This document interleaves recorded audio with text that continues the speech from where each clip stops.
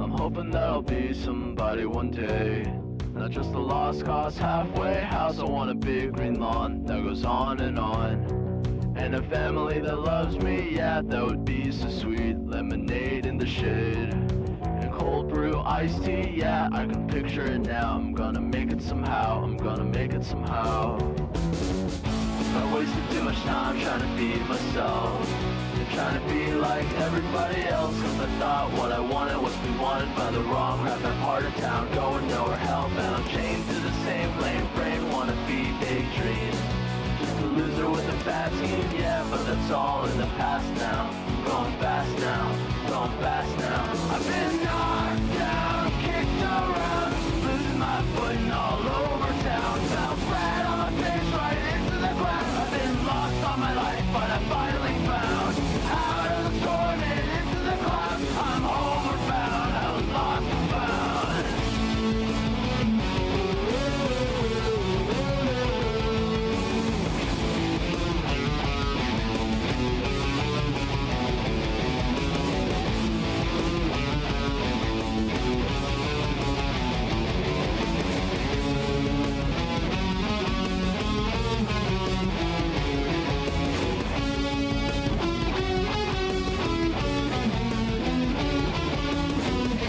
Hoping that I'll be somebody one day, not just a lost cause nowhere town. I want a great big house with a loving spouse, and kids that really love me, yeah, that would be so sweet. Lemonade in the shade, and cold brew iced tea, yeah, I can picture it now. I'm gonna make it somehow, I'm gonna make it somehow. I've been knocked down, kicked around, losing my footing all over town. Fell flat on my face right into the ground. I've been lost all my life, but I finally found out of the storm and into the clouds. I'm homeward bound, I was lost and found.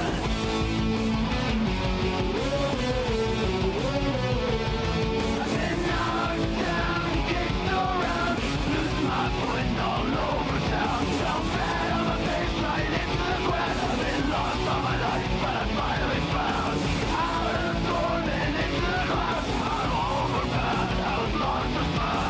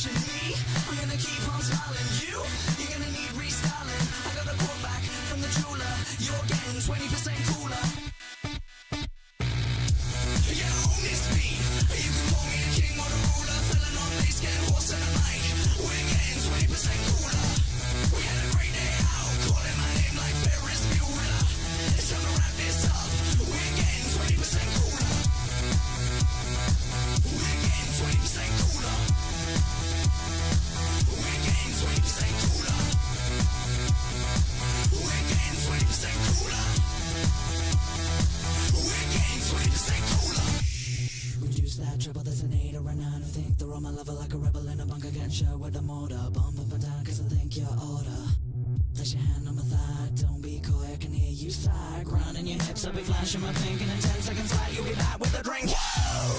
Bring out the Bacardi! Swirl and sparkle up in the party.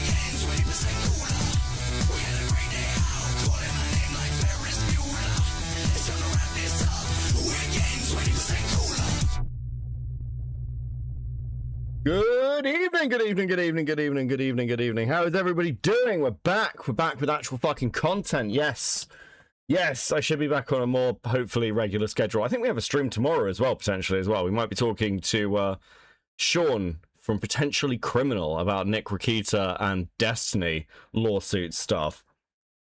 So that should be interesting. We've got like a ton of shit to catch up on. There's so much random stuff. I want to look at the Gideon shit as well.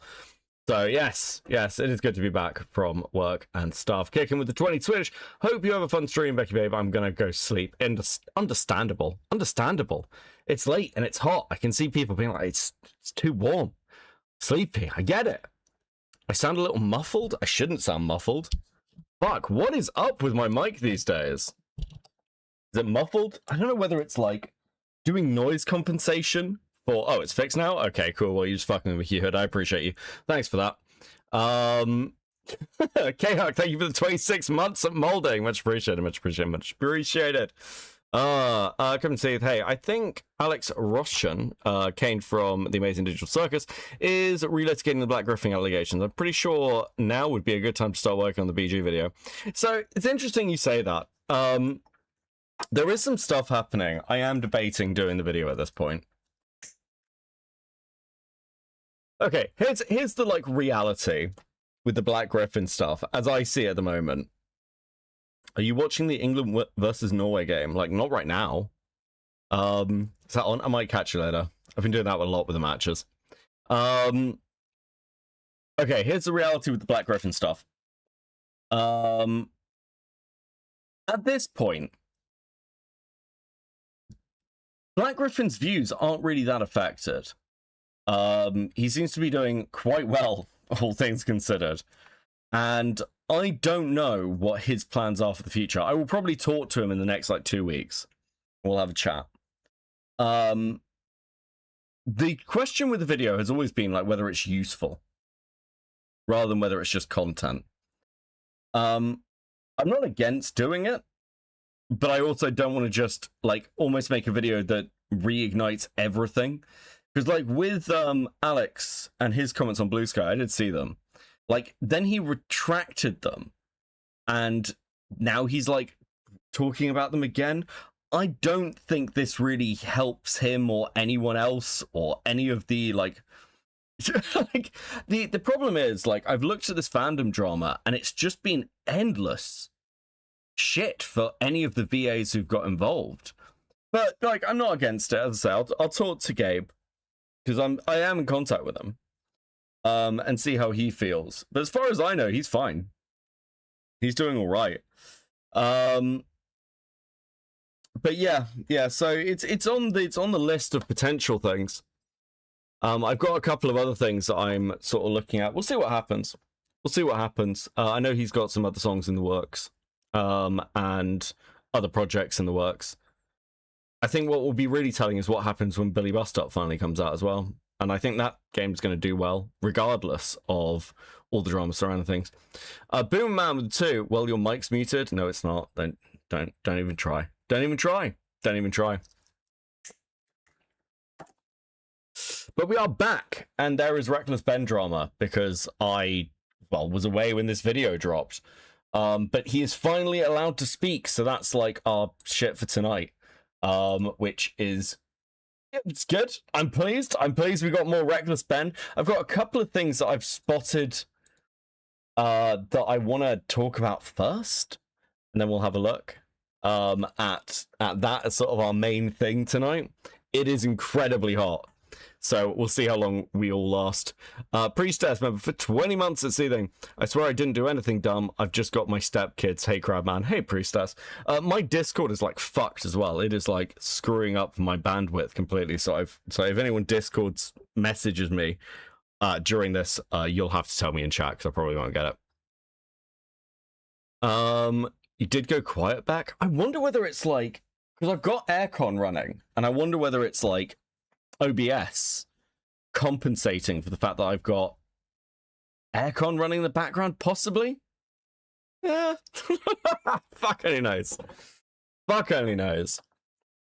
Is YouTube freaking out for anyone else? YouTube has been really weird recently. I've noticed this while trying to just watch it on my phone. Still not a man who believes Confederates hunting in Confederates hunting pterodactyls. True. Just yell every 6 words. Dude. Better turn off the AC. Okay, I will actually die. Okay, it is unbelievably fucking hot. It is unbelievably fucking hot at the moment. I actually... I think it is... Yeah, it's death. It's death-defyingly warm. Boom Man with the 5. I'm being serious. You were muted for 30 minutes. Okay, this stream hasn't been here for 30 minutes. But thank you. Thank you for the 5. I've been getting stutters and visual glitches the past couple of streams here. It's really weird. It's really weird. It shouldn't be. It was working like fine before I went away. But we'll see. I don't know. I'll watch some of the streams back and see if they're like nightmarish. But it should be okay. They should be okay. Okay. So, first things first. I've got a Chrissy Mayers update for you. I've been following some of this shit. I've just been like consuming stuff by proxy via Twitter. And the Chrissy Mayers stuff is weird. It's weird that we're back here finally with her talking about her being kicked from FNL. Please tell me you just started. I did just start, Barrel. Don't worry. Don't worry. Thank you for the 22 months at Coping. Much appreciated. In the great square state of Wyoming, it's 40 degrees Celsius or 140 degrees Fahrenheit. Holy shit, bro. Dude, these endless heat waves are actually fucking ridiculous. It's been, like, I had to nap during the day just because it's so hot. Absolutely unbelievable. But yes. Please don't die. Please drink water. Water is important.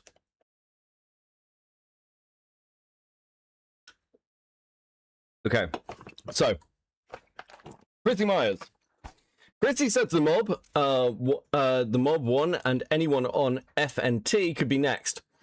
Well, let's look at who else on FNT had a mob come after them, and they're still on the show. Kyle Ryan went viral a couple of times over his Batman review and a George Floyd joke, still on FNT. Cobra, mobs have come for him personally for his takes and also his entire brand, especially after movie director Zack Snyder made a public statement disassociating himself with geeks and gamers, still on FNT. The issue isn't the mob. The issue was and will always be Chrissy and how bad she is at handling said mobs and taking accountability or standing on business when where she's tried and failed to do both. The only card she has to play now is everyone feels sorry for poor helpless Chrissy. So at this point, Chrissy Myers is still like, I saw another thing where she was basically coping about not being contacted by FNT when she was kind of like suspended and then like permanently kicked off, which is like, yeah, you fucked this up horribly. Obviously, you're fucking done. Obviously, it's off to the fucking nether realm with you. It's interesting that the culturing drama has sort of continued onwards in a minor sense as things have died down, but the last month or so has been so quiet for like general dramas. Everyone's just waiting for the next shoe to drop with somebody else.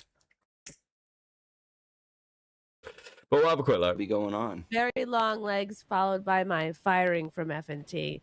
Very long, very really successful. Very Is that official? Oh, wait. Yeah. Is it officially fired? It's official. Wow. Oh, that sucks. Yeah. They won. The mob won. Yay! Congrats, you guys. You guys did it.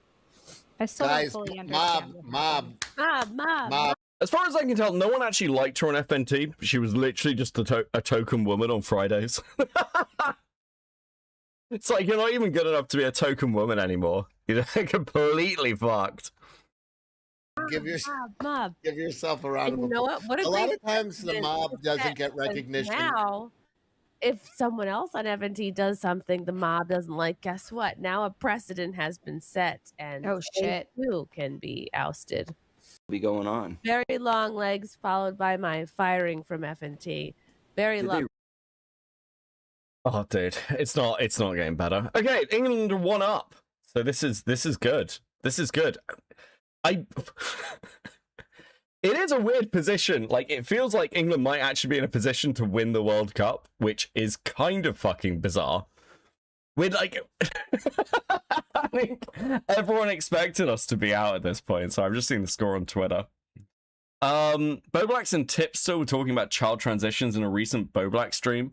I saw Nick do some coverage on Tipster, and I'm on like okay terms with Tipster. Tipster occasionally follows me and then sends me a DM about something.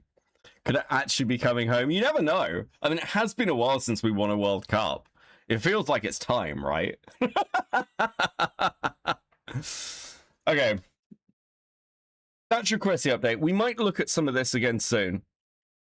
And because I'm planning to hopefully talk to Sean, I thought I'd give a little update on where some of the Destiny stuff is. And I saw this while I was away.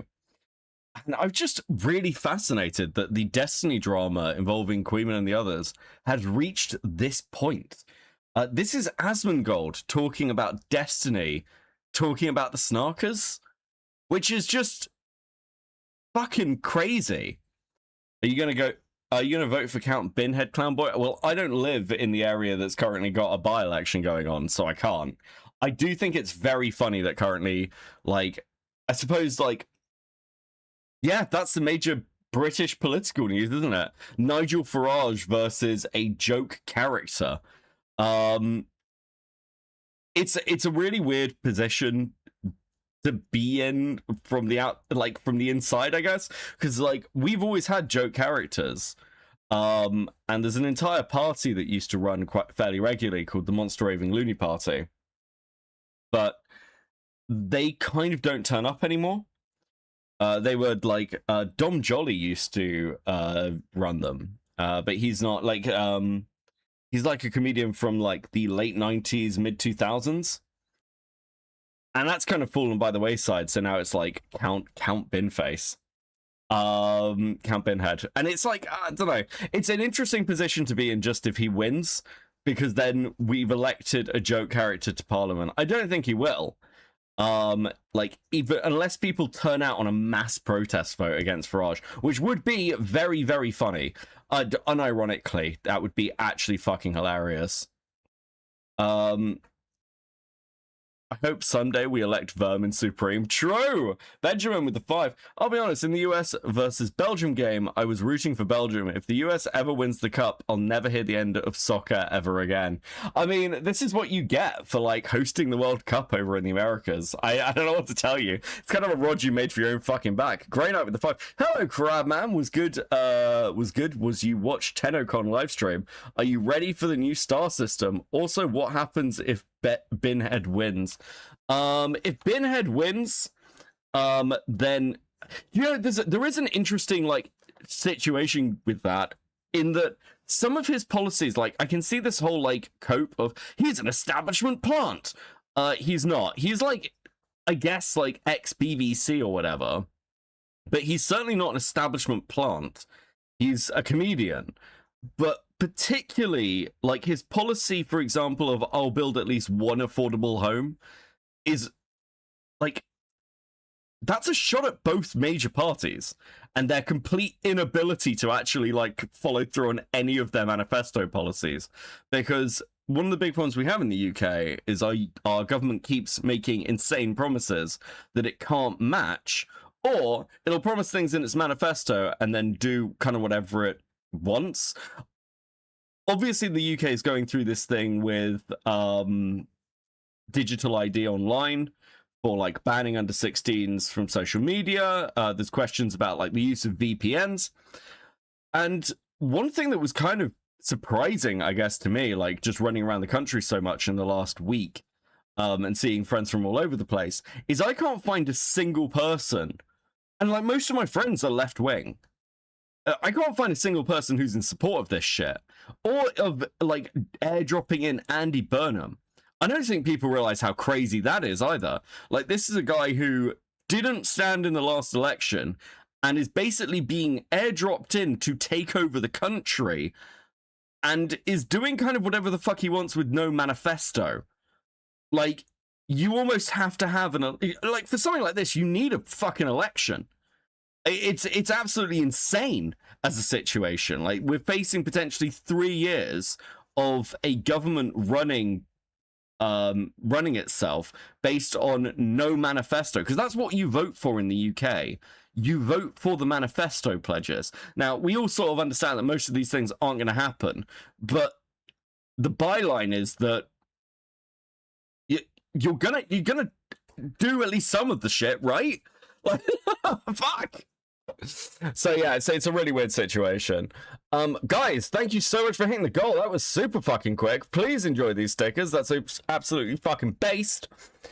Benjamin with the 5. Incidentally, isn't count Binface only count Binface because the guy lost the rights to Lord Buckethead from Goblinoids. Yes, that is actually true. That is correct. Carthonic with the 5. The by-election stuff makes me think of that episode of Blackadder. Yes, the Dirty Boroughs episode. Yes. Barrel with the 2 for the Stuckers. For the Stuckers! Thank you so much, guys. Dude, that's fucking awesome. You guys are amazing. Thank you. We've only been going like fucking 20 minutes. That's amazing. Much appreciated, much appreciated, much appreciated. Okay, let me do this. What is going on with my internet tonight? Is it just the heat? Is the heat like fucking my web? God only knows. Okay. Thank you so much, guys. Thank you. Much appreciated, much appreciated. Right, so I wanted to talk about this because I saw it, and I think the fact that this has broken containment in this direction is absolutely fucking wild. Racer Fred with the 2. One's a giant trash can, the other is Count Benface. True. Great night with the 5. Okay, well, back to Warframe. Did you watch the live stream? And are you ready for the new star system? I haven't seen the live stream yet. I've heard rumors. Yeah, it should be interesting to see a new star system pop up. It's been a long time. I've actually been playing a bit of Soulframe. I don't know whether I like Soulframe, but I have been playing a bit of Soulframe, so I don't know what, like, if they're going in that direction, how that's going to impact Warframe. These people really want to hit the goal. It's because they're awesome. It's because hitting the goal is awesome. Okay. You better respect Farage. She has made the UK united in hatred of a person in no way since the craze. Guess that's true. Okay, let me play you this. Destiny reveals his campaign against Snarkers will likely end once the lives of several content creators are destroyed. What's the end of this combat campaign? Or is this one of those vibes things where you change when you feel like it and have no thought out game plan on ending? The end of it is probably some of the other people's lives in this space. Unfortunately, actually, I don't give a fuck, getting destroyed. So it's going to be reaching out to and making people aware of what Morau and Queeman and Justical. How fucking insane is it that Morau, Queeman, and Justical get, like, mentioned through a fucking Asmongold stream? Like, I don't care what your position is on this Destiny stuff. Like, I've said this before, like, it's so fucking convoluted at this point that most people have just checked the fuck out of it. But, like, this isn't... This hasn't gone well. I don't know how else to put it. This doesn't seem to be doing well for these guys.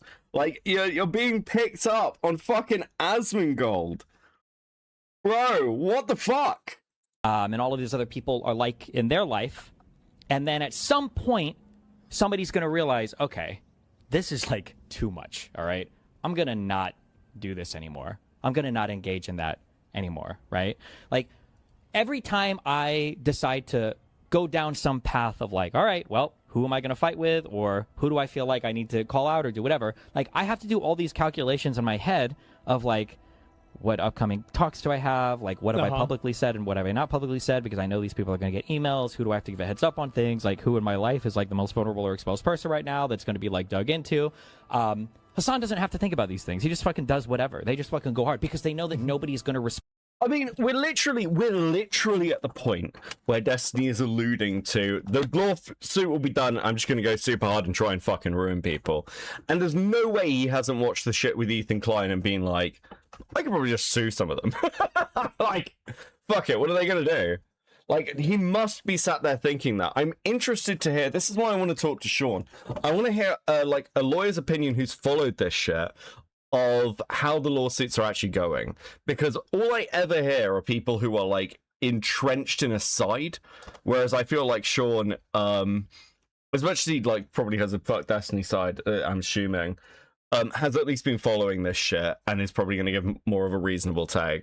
Great night with the 5. Well, Warframe just dropped a new heirloom skin for Mesa, and it makes people feel things. The Fashion Frame game is going to be nutty. Also, Banshee rework. Banshee needs a rework. I'll probably keep playing Nidus. What I'd really like is like the 19, like I'd like customizable versions of the 1990s frames, right? Like where it's not like you can do a bit more of the skins and everything. That would be really cool. I'd like that one. Yeah, no, it should be interesting to see like a more up-to-date Warframe system after so long. On our side. If everybody was thinking that, this is also why I rephrased the doxing thing like that, because Aiden tried, he kept pulling us out, he had no counter for it, he had no thing. He's like, well, Destiny, like, isn't it like imagine all the horrible things that's going to happen if people were to know, like, who was behind this Discord account? And it's like, excuse me, why the fuck are all these horrible things going to happen? What do you mean when you say that? Well, like, if people knew who was saying like this or doing that, all these people would be like going out. It's like, what the fuck does that say about that person's conduct? If you're telling me that simply knowing the name of the person is going to cause people to try to find this person and kill, maybe that guy needs to reevaluate his behavior. maybe we need to think about that a little bit, you know? What's the end of this?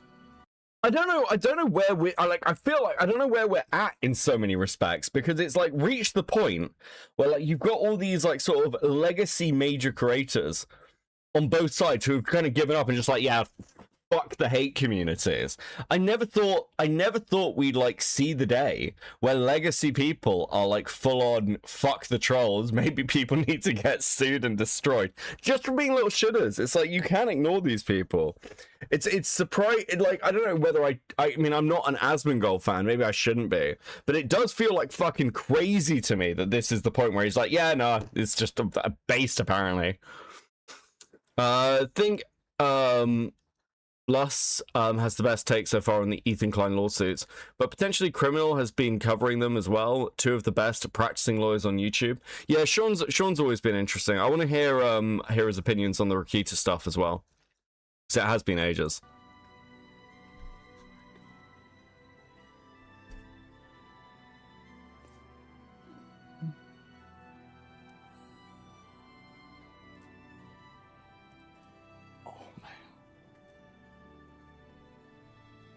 That's crazy. That's crazy. Wow. If people know online before you like, maybe you deserve it. Oh my god. If you do things online that can destroy your online career, it's your own fault. Yeah, do Forza and do 6 hours, clock out, and enjoy life drama free. Low key, how is this an LSF post? Because people love Destiny court case, and I thought they were going to nail them. If you don't care, then cool. Yeah, and spite-based or based, yes. And once it got outed at Solo, the actual child abuser was from Coleman's community to drop off in comments of the snarkers. Oh my god. Man, by the way, I completely am okay with going after a lot of these weirdos. I am, because they're the same people that they do it. Like, my outlook is always anything that somebody does to you is okay to do to them. I don't really have any boundaries with that either. I obviously have to project that I do to an extent to, like, not have, you know, get banned or whatever. But, like, morality-wise, ethically, I really don't. I don't. And I'm glad to see Destiny being more aggressive with these people, too.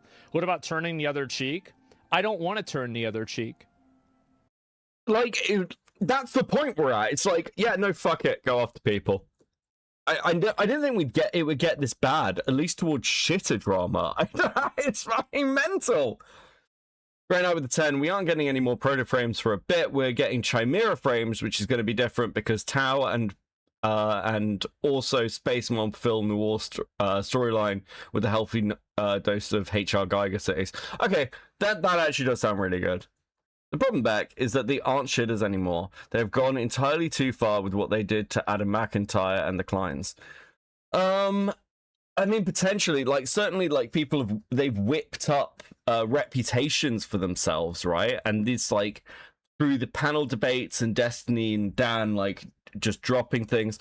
Interestingly, I think the clipping stuff has really backfired on them, because now they're at the point where again, I've said this before, I just see endless fucking food shops clips that like crop up. I've had to start muting them because it's just fucking annoying.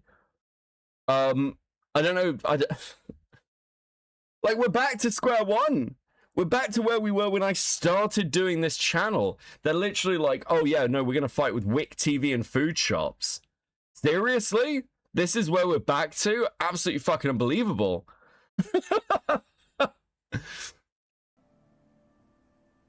I don't do that. What I like doing instead of that is I like attacking people.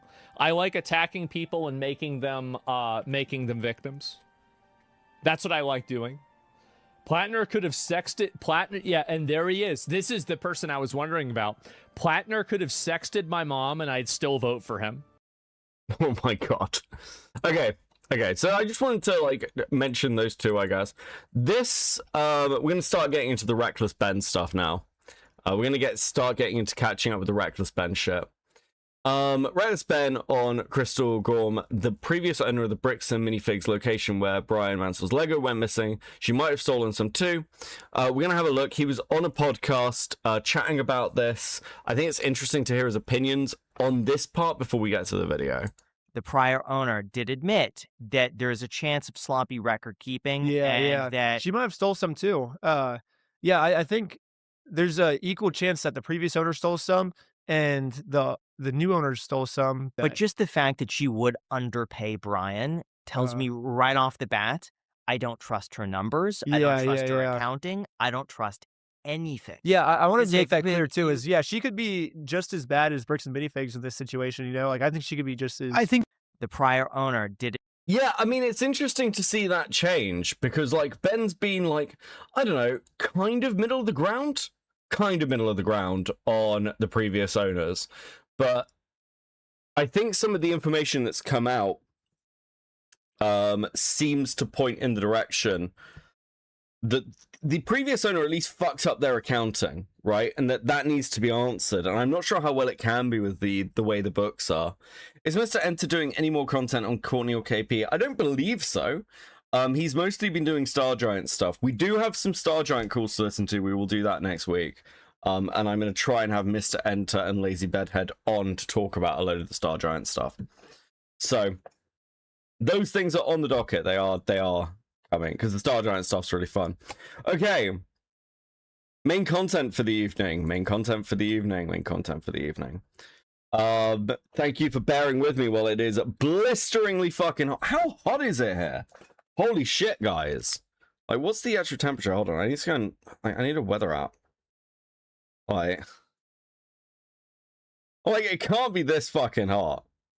I'm literally Googling where I am to work out, like, what temperature it is. My god, it is like 25 here at night. That is unreal. Oh my god, okay. Right. Reckless Ben. As you are all aware, as I'm sure you're all aware, Reckless Ben was caught in legal issues where he was unable to post his new video. We have been waiting for this all of last month. We were hoping for it by the 30th. It came out like on the 9th. But This video just made things even more worse with Bricks and Minifigs. I didn't even know that was possible. Yeah, we've obviously followed a lot of this. The last content I did on this wasn't even on this channel. It was on MLS's channel, where I talked to Sean. We had a chin wag on the Lego stream for making Law Simple, and it was great. It was really interesting.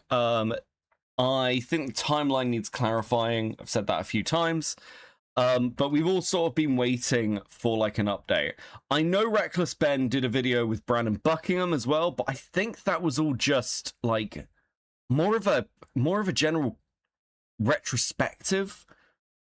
Seems to be the case. So I've skipped it. I'll be honest, I don't think Enter will talk about KP unless he tries swiping at him or tries to help Stargiant. I'm hoping that KP comes back and starts doing more shit. That's my hope. Because, like, she's still around. She's still posting in her Discord. She's still doing weird things with the mod team. But regardless, Reckless Ben, court drama, update. That's kind of where we're at. I think the CoffeeZilla video didn't help her. No, I mean, Coffee's video was really... I think I can get access to the books myself, but it's so hard to make heads or tails of the financial background of all this Lego shit. I don't know what, like, Bricks and Minifigs are planning to do. I've heard different things, like, implied by their public statements, but the reality is they just need to actually just fucking pay out. That's the reality. They just need to pay out. That's it. I don't feel it's that complicated. They just need to pay out and go from there. I'm about to go to court, and I don't even know what I did wrong. Yeah, Bricks and Minifigs is making up tons of lies about me to the police to try to get me thrown in jail so I can't release my documentary about them. But the crazy part is I'm not even allowed to know what they're saying I did. Legally, I'm not allowed to film inside court, so I formally requested the audio, but since there was no visual, I hired an animator to animate over it. Wait, what? I'm sorry, wait, what? What? I'm not allowed to film inside court, so I formally requested the audio, but since there was no visual, I hired an animator to animate over it. You animated your court case? Fucking what? Okay, you have my attention. That's fucking crazy. Let's go. Right now, I kind of don't even know what I'm being charged for because all of the body cam footage has been redacted, and they say it's to protect the victims. However, I think there are some redactions that maybe don't make sense and that weren't to protect the victims, and there's some things being said about me that are redacted that I don't know about. I do have some concern in this case with the defendant representing himself. The allegations here relate to the fact that the defendant, he's a person he's a YouTuber, who creates videos, publishes them online, and has been... Okay, this is actually fucking baller. This is actually fucking baller. This is such a good way to do this. It's fucking amazing. Zilla with the 5. My partner had a talk with K-Huck about KP. She had a lot of money with KP as... she had a lot of history with KP as an artist applicant. Interesting, Zilla. Yeah, I know that a couple of the artists have, like, come out and talked. I don't know when that conversation was, but K-Huck's done some good content on it. Animator, this counts as art community drama now. Yippee, yes! Reckless Ben officially becomes an ACC creator. Let's fucking go. Barrel with the 5. In the US, you have to have permission to film in court. So, yeah, I mean, this seems like an excellent way around it. This is fucking awesome. If this defendant were to represent himself and we were to provide body cams and discovery, we would be now providing additional information and fodder for this defendant to create videos from which he could profit by placing them on YouTube. It's so, dude, that's such a crazy rationale. Listen, the defendant is defending himself, but if we give him the things that he needs to defend himself in court, he'll turn it into content? That's not how the law works. That's not how the law works. You can't be like, I'm sorry. We're not giving you any we're not giving you any of the evidence of what you're accused of in case you make it into content and release it to the public. That is so insane as an argument. Where did they find these fucking lawyers? Court audio, is this an Ohio convoy drama? Apparently, that's where we're at. Let's fucking go. YouTube at the expense of our victim. I have serious concerns for that. Yeah, the state of Utah is claiming that if they tell me what I'm being accused of, then I'll use it for content on my YouTube channel. And they can't have that. They're arguing to the judge that the best thing to do is to not let me know what's being said about me, which is very... Hornet with the 2, what are your thoughts on the Southport drama? I know nothing about the Southport drama, other than that Nick covered it last night, and I've got no idea what the fuck it is. If it's funny, I'll cover it. It sounds interesting. It sounds funny. I'll definitely cover it. If it's funny. That's... I've definitely got time. strange, but that's their argument. And just in case you haven't been following along with it, if you want to see anything cursed, there's Jar as a pony in art chat. Okay, look, every time I open Discord, it like fucks up and dies and kills my computer. Let me open Discord and it will fuck up the stream. Well, it might fuck up the stream. We'll find out. But I do want to see Jar as a pony. That is true. That is something I want to see. That's totally fucking worth it. Wait, is my output staying okay? My output's staying okay. Maybe Discord's like sorted its shit out. Where is Jar as a pony? Just a pony. Let's go. Okay, hold on. Come on, dude. Why is my internet being so fucking slow? What is this? Fuck, do I use this in my video? That's so fucking cursed, bro. Is that from Blue? I think that's from Blue. That's fucking awesome. You should do a deep dive on it. Southpaw is a Spurg ex-EFAT member, but he is also a pedo, so it's more cursed than funny. Do basically more CG. Oh, okay. Yeah, I'll totally cover that. That sounds really interesting. Can you just send me some stuff, Hornet? I'll have a look. Give me like a rundown. I'll have a look.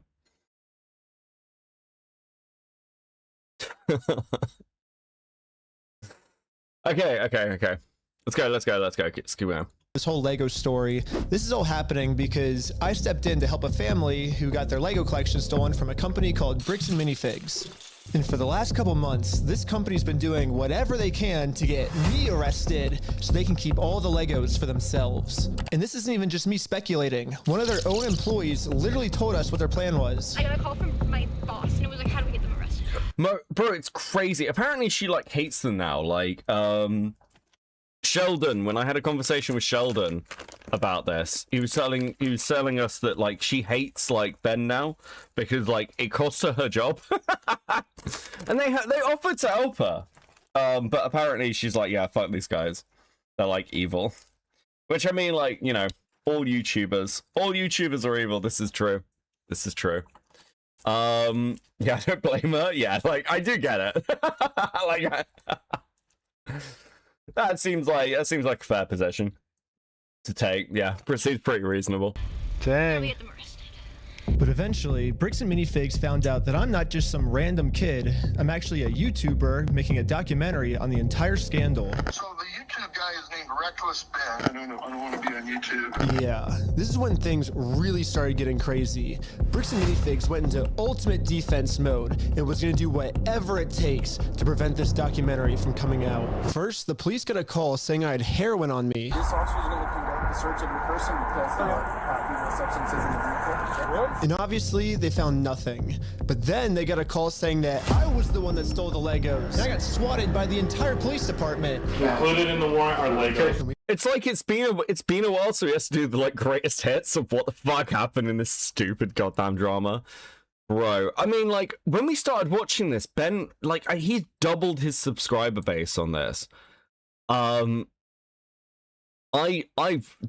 wonder what the fuck he's gonna do next. We all got arrested, but right when I got out of jail, I got a warrant for my arrest for some mystery. Lol.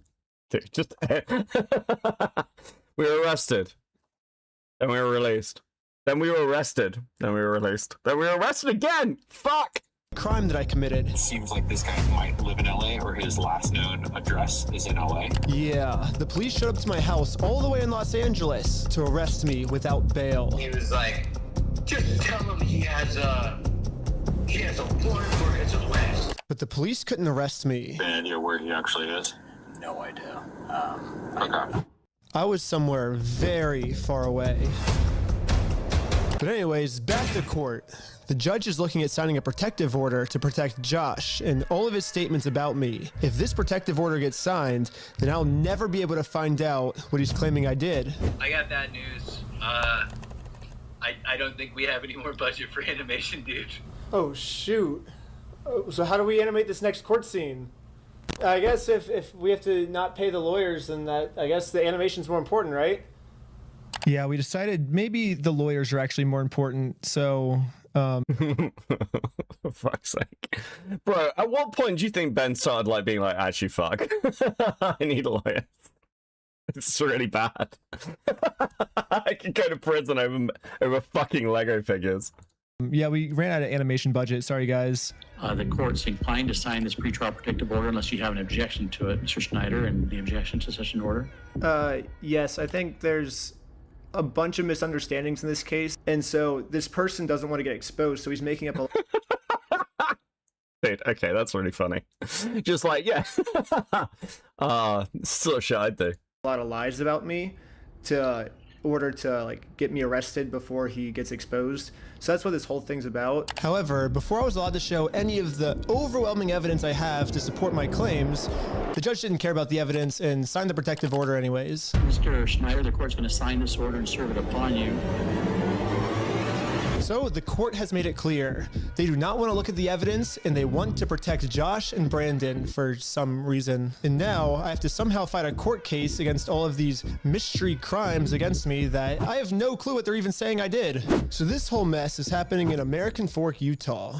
But I'm also being charged with another case in Provo, Utah. This is where corporate Bricks and Minifigs is, which is why I'm also being charged here. And this police department has surprisingly actually followed the law when it comes to discovery, and they sent me all the raw body cam footage of what I'm being charged for. Let's start at the beginning. The moment I...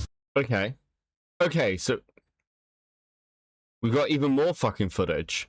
This is like the inside of Bricks and Minifigs headquarters. So is this like right at the fucking beginning of this shit?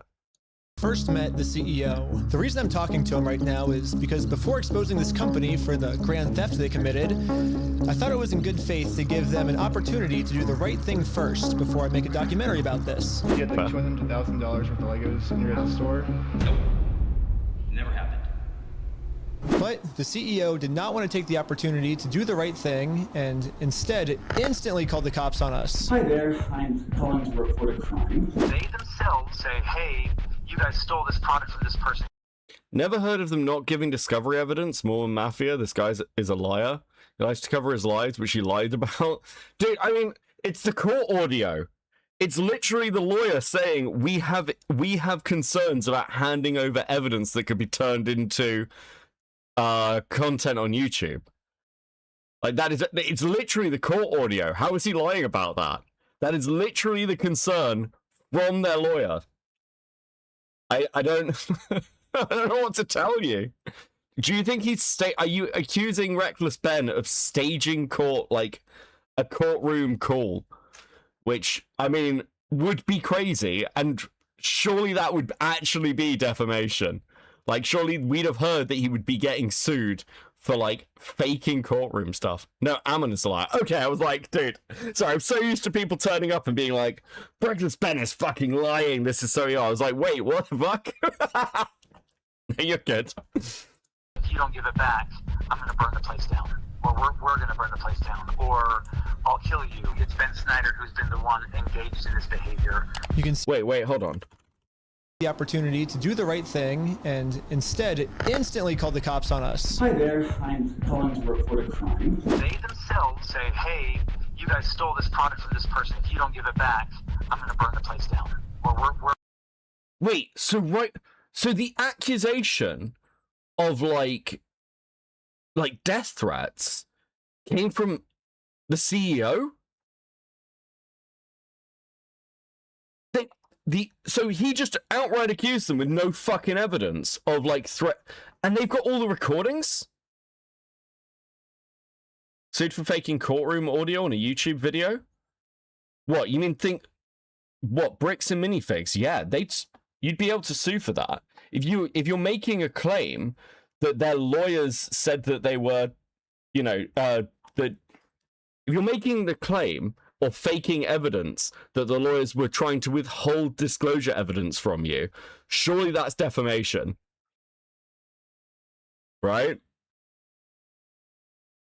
Those were murder cases, protecting witnesses whose lives were threatened. This is stolen Lego, yeah. I mean, but we know that the CEO is claiming that, like, Ben was threatening their lives and was responsible for, like, arson and bomb threats. That was, like, one of their core claims. And again, seems like the reason for the protection order.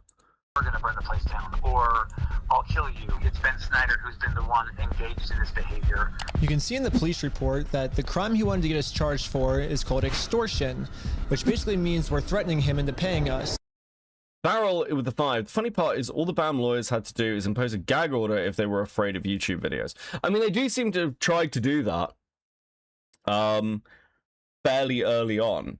And like right from the beginning of this, before Ben even got involved, they took down the live stream talking about this with Brian from the Lego creators. That was talked about in the first video. Which is very illegal. However, obviously he's just making all of this up. The reality is, I just thought it was a nice gesture to give him the opportunity to do the right thing first. If you guys do have our Legos, we just kind of want them back, you know? But if there's one thing I've learned from this entire experience, it's that whoever ends up doing the morally right thing just ends up getting screwed over. So now, it's time to play the way Bricks and Minifigs is playing, and use their own strategy against them. Right now, their strategy is to get me arrested before I get them arrested. So now, I'm gonna Uno reverse this and get Eamon, the CEO, arrested before he gets me arrested. Wait, what? If I'm gonna be the reason that someone's going to jail, I should probably make sure that they definitely deserve this. So, I'm gonna give them one more chance to try to do the right thing first. But instead of doing the right thing and attempting to work this out, Eamon just hid in his little office. And he called the police on me. I can already tell you right now, no one's coming out to talk to you guys. Really? But they told us that they were. I know. Normally I wouldn't want to get someone arrested, but we gave him every opportunity to talk to us, so at this point he's just arresting himself. However, the only difference between my strategy and Bricks and Minifigs' strategy is I don't have to lie to the police. Eamon McNeff actually committed a crime. I have tons of crimes on camera that Eamon McNeff has committed. Let's start at the beginning with crime number 1. So what's going on? So you guys are holding some of our Legos? No, we're Okay. not. You're not? No. So who's Brian Mansell. Okay, and who is that? He's a guy who had he had like $200,000 worth of Legos in your guys' store. Nope. Never happened. Eamon was first trying to claim that he's never even heard of Brian Mansell, and this guy definitely never had any Legos in a Bricks and Minifigs store. But once we showed him all of the social media posts his own company made, it was very obvious that we just caught him in a lie. So the CEO decided to change his story, and now the story is the Legos used to be in the store, but the previous owner, Crystal, she stole the Legos right before they took over the store. Back up the easy way. We don't have the Lego Crystal. Yeah, this isn't... Oh, hold on. This isn't a crime. This is like a civil accusation. And yeah, this isn't a crime. But this is interesting. She stole the Legos right before they took over the store. Back up the easy way. We don't have the Lego. Crystal sold the Lego. The only problem is their security camera footage of the previous... Yeah. Firstly, I mean, we've never seen this bit of the footage before. Like, this is the CEO acknowledging the, like, consignment, essentially, right from the off. And, like, Crystal is talking in the security footage about the consignment. Now, the question of whether Crystal, like, sold a load of this shit, kept the books badly, and actually owed Brian that money is an interesting one, but it also kind of doesn't fucking matter. Because even if, like, hypothetically, Crystal sold this stuff and then owed a consignment payment to Brian, let's just ballpark it and say it was about $65,000. That's not the correct figure, but let's just ballpark it.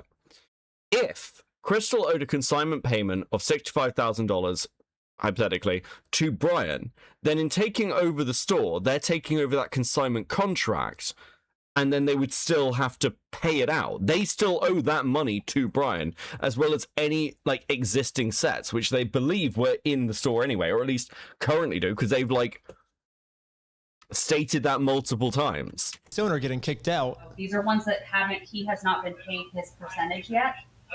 And Okay, so in the fucking footage, Crystal is saying, we have not paid him yet. He is owed for it. if I don't have the tickets, I won't know how much I need to pay him. That's a business thing and not necessarily yours. He's taking on the business, he takes on all that consignment. Corporate just said that they're going to be the ones to take over the consignment deal with all the Legos that are still in the store. And as extra proof that these Lego sets were still in the store, the owner went into the back and started taking pictures of everything that you can verify in the metadata with the timestamps that match the exact moment she's getting kicked out. And then you can see her leave the store with nothing in her hands, proving that the sets were still in the store and the CEO is lying to us right now. But that's only one side of the story. I also thought it was fair to hear his side. She sent a bunch of pictures of the Legos still in the back, and you can see in the security camera footage, corporate comes and throws her out. Great. I understand what you're talking about, but you have a misunderstanding of what has occurred, and you're taking one person's word over another person's word. You need to go after the party that's responsible, and you don't want to because that's not easy. You have accepted a narrative that is not real, and you are continuing to pursue that narrative because it's easy and it gives you views and it gives you all sorts of clout and does all sorts. I literally don't understand this. You've acknowledged it. Like, you can't go after Crystal. She's no longer the franchisee holder. She's been removed. There's nothing to go after her for. The contract is with Bricks and Minifigs, even if Crystal is selling it as signing it as the franchisee holder at the time. Got to wonder if BAM CEO was hoping Ben would fully remain gagged and not release this. Remain gagged and not release this. Basically, this unedited footage of Ben's talk with him. Yeah, I mean, at some point, I'd be surprised if Ben just didn't drop literally everything. Because we've seen so many leaks of random shit. Thank you for the 5, Grey Knight. Things that way. So basically what the CEO is trying to explain to me is we shouldn't be looking at the evidence. Instead, I should just be taking his word for it because he said so. Crystal Law was a former franchisee of Bricks and Minifigs. Yeah. She took Mr. Mansell's Lego, sold it, didn't pay him, she has his money. But she sold his Lego, she has his money. To make it easier for you guys to understand the CEO's argument, we're going to demonstrate his argument with a little skit. Oh, that wasn't a backflip. No. Oh, are you sure? You have a misunderstanding of what happened. Yes, this is the exact argument the CEO is trying to make. Something we just saw in video, the CEO is saying never happened, which would mean the CEO's lying. And most people would agree that lying is morally wrong. However, if you lie about a crime, the way Eamon's lying to me right now, then that's not just morally wrong anymore. That crosses into new territory called illegal. The specific crime is called obstruction. If someone commits this crime, they can get arrested. A person who commits obstruction will be charged with a crime because it's a criminal offence, it's an arrestable offence. Utah law where law enforcement's legal authority to make arrests based on... Like, what we're talking about obstruction in pursuit of a crime, surely. This isn't the same fucking thing. Like, it's obstruction, like you're obstructing a police officer in their investigations. This is not the same, this is not the same thing.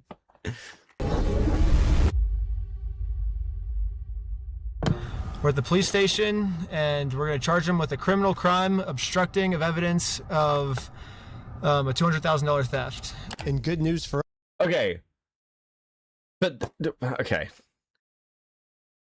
But he would have to have been obstructing the police officers investigating the theft, not you. For us, we found out last week that all of the police in Utah take obstruction very seriously here. The police arrested my friend Sheldon for obstruction just for locking his phone. Right now you're attempting to destroy evidence. okay? Put your hands behind your back. I was just locking my phone. You're under arrest for obstruction of evidence right now. The crazy part is, the police didn't even have a warrant, so Sheldon locking his phone was 100% legal. But the police arrested him anyways because that's literally how serious the police take obstruction crimes here. They do not mess around when it comes to obstruction. So now, just imagine how angry the police are gonna be when I go into the police station and tell them that someone is actually, for real this time, committing an obstruction crime. And this obstruction crime is on a much bigger scale. Later, the police called me saying that they were going to do a police investigation on this. Hey, Benjamin, this is Officer Halpern from Provo Police. I told the detective the entire situation. He was saying that this family's Lego sets were never even in the store, like all of this stuff, and it's all documented. I have video of all of him saying this. I think he's like falsifying evidence, and I think that's obstruction. And now that we stole Bricks and Minifigs' strategy, I think the plan is finally going to work. Kinda. Depends on the authority in the area. Some localities have obstruction laws for individuals pursuing civil cases. If you like someone pursuing a civil suit about the facts, it can be criminal. I mean, I'd have to see that. It is it's an interesting situation. But I mean, as far as I can see, I don't think the CEO is going to prison for lying to Ben about Legos. Great night with the 5. Also, we steal from Old People's website now has a custom capture, and it's funny. Wait till after the video, it pops up when you go to the page. Okay. Looks like the CEO is going down. I mean, I submitted the videos of Eamon saying we're gonna burn down the building and shoot him. They themselves say, hey, you guys stole this product from this person. If you don't give it back, I'm going to burn the place down. Or we're going to burn the place down. Or I'll kill you. And then I submitted all the raw footage of the entire conversation I had with him, proving to the police that we never even said anything close to this. This raw footage verifies that everything I told the police is true, and everything Eamon told the police is a lie. On top of that, I even got access to the complete case Eamon made against me, and he doesn't have a single piece of evidence to support any of his claims. Which I guess makes sense. Like, how can you support evidence if you're just making everything up? Like, of course you can't submit anything. So if the police have to decide what case to pursue, they're obviously going to pursue this case because it has like a ton of evidence. And then they're going to throw out Eamon's case that has no evidence at all. The person you're trying to reach is not available. England have beaten Norway. Let's go. Let's go. Dude, I can't believe England's doing well. It's so bizarre. It's so bizarre, dude. Available. Hello, my name is Ben Schneider. A couple months ago, I made a case, and you were the officer that was helping me create it. I submitted a bunch of evidence through a link you sent me, and this was a couple months ago, and I haven't heard anything back. And so I'm just calling to see if I can get some type of update on how the case is going. It's about the CEO, Eamon McNeff of Bricks and Minifigs, in an obstruction case. And so if you could give me a call back at your earliest convenience, that'd be awesome. We're sorry, your call cannot be completed.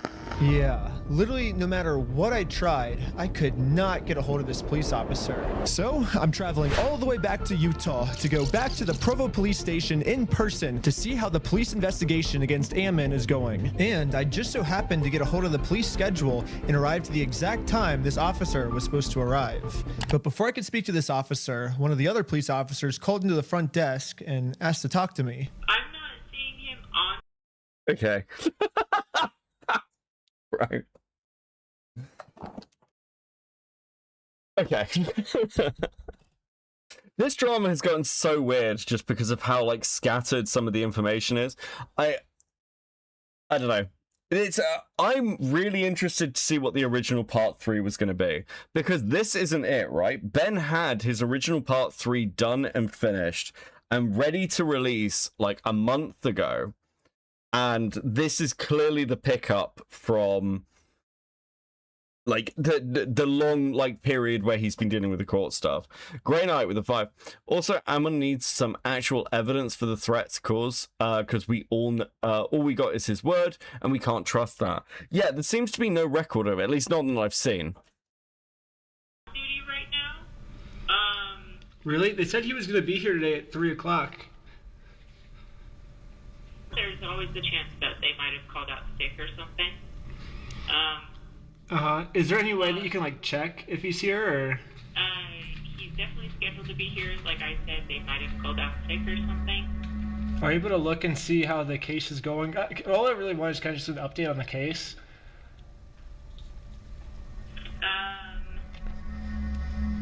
Phoenix, thank you for the 5. Every 10 minutes I have to remind myself this is about fucking Lego. True.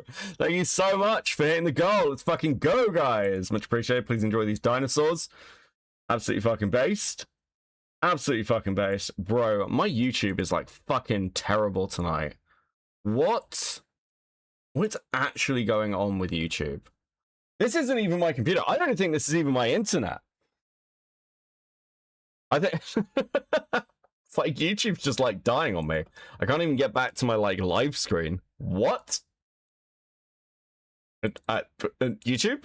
YouTube? You're there? YouTube? What? Okay.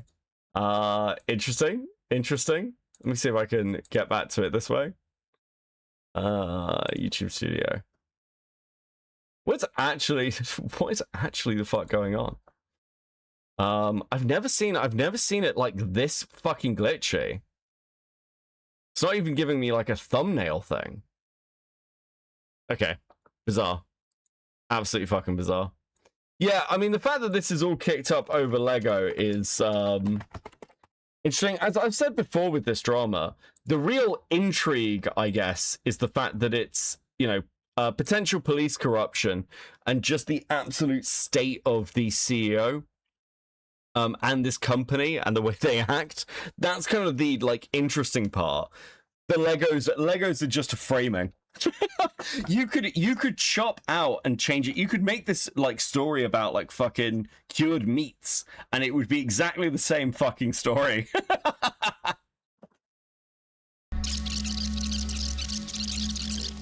That's not something that I can tell you over the phone. Okay, you can't even just tell me like how it's going, like if he's still looking into it, or?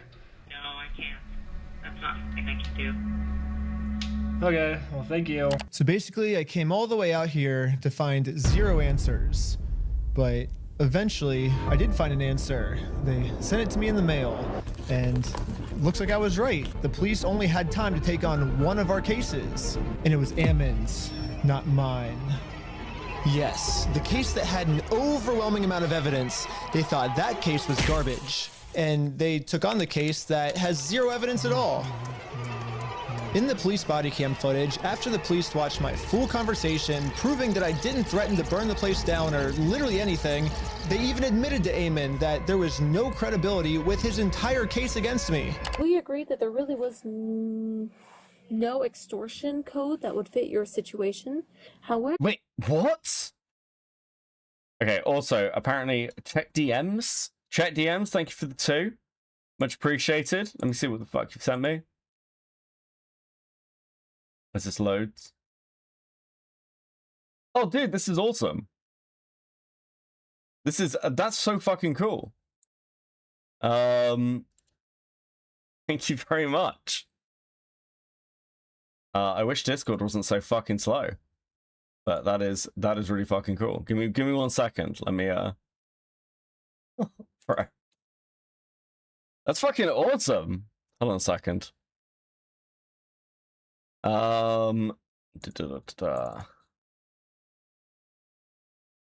That's. Haha! Thank you, Blue. That's adorable. This animation goes crazy now. Yes, true. Dude, thank you so much. That's awesome.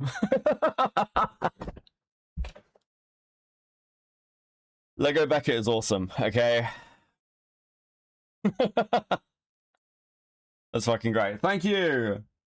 However, you know, at the end of the day, we do want to help you guys so you're not having to deal with this fool and all of his issues.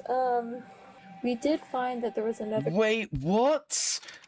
Oh, we want to help you guys deal... Oh, yeah, no, let's just find a code and see if we can apply it. Fucking what, bro? Code that fit, and it's called aggravated commercial obstruction. The police just told Eamon that even though there's absolutely nothing to his claim against me, If they work together, maybe they can fabricate some type of charge against me. However, the tricky thing is that we have to prove that this individual either entered or remains unlawfully on the premise. When he came to the property, did you have to ask him more than once to leave? Yes. Okay. Hey, so film a diesel. Until we get it, and he's like, no. Like, So Eamon's telling the police that even though they continuously told us to leave, we didn't leave. But if we go back and look at the footage of what happened, this is the reality. So when they say go to corporate, how do we respond next time? I have no idea. You have to take it up with them. It's your thing with them. That doesn't involve us. Okay. As a separate business entity, you got to take it up with them. You got to resolve it with them. Okay. Well, thanks so much, guys. Yeah, thank you, guys. Good luck. You're good. Sweet. Thank you. Hey, you want to talk? They're on their way out. If you want me to grab them or not? I don't know. It kind of looks like the reality of what happened is we left too early for them. They wanted to pull us back in to keep talking to us.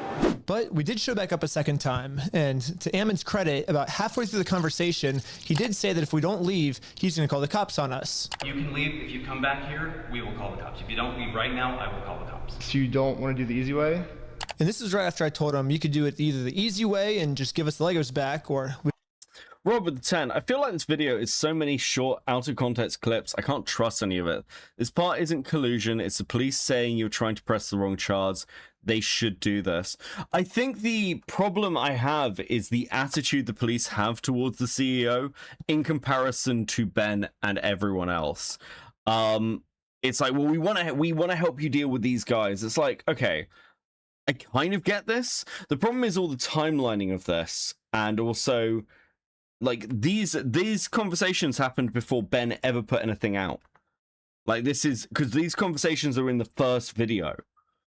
So it's really difficult to work out like what's been said. And while the police should do certain things, there's definitely other stuff there that seems to overstep a mark.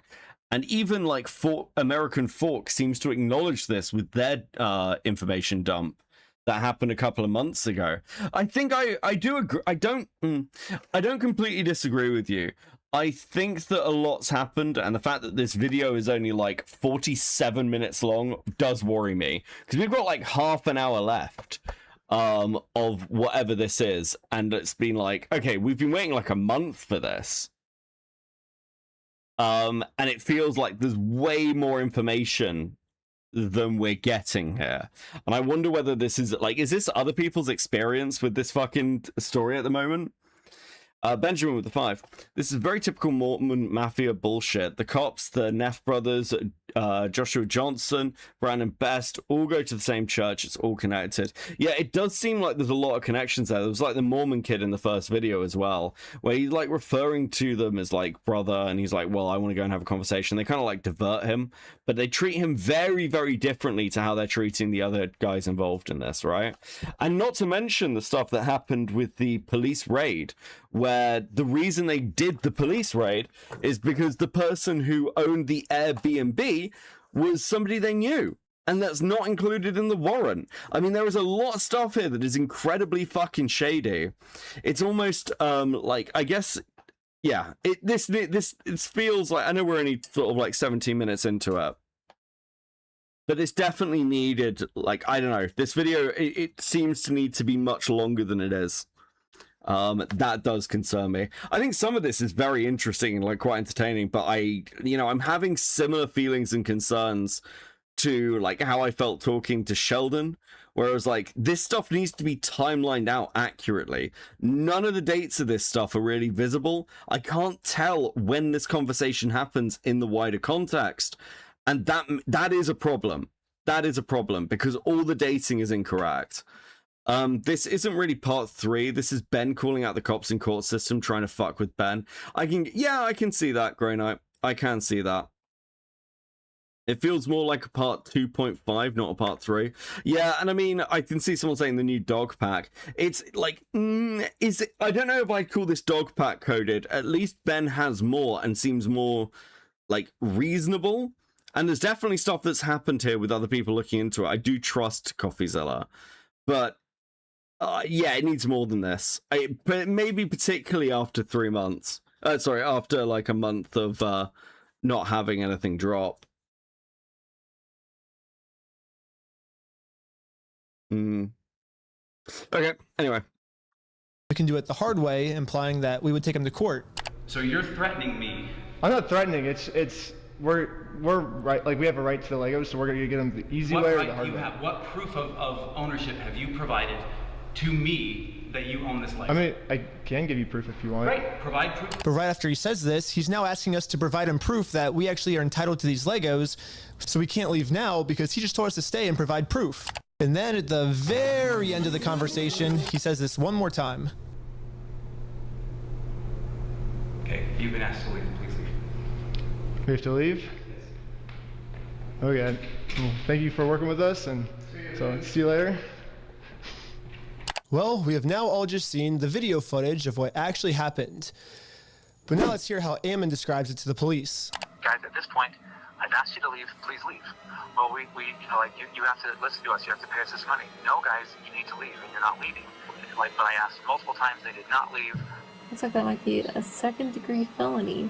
He's facing felony charges. It is a felony? Yes, because I went to the corporate headquarters and tried to give Ammon the easy way out of all of this, they're now trying to get me on a second-degree felony, which I don't really know how any of this would make me get a second-degree felony. Like, what the heck, police officers? But they're doing it, and the punishment for this crime is 15 years in jail.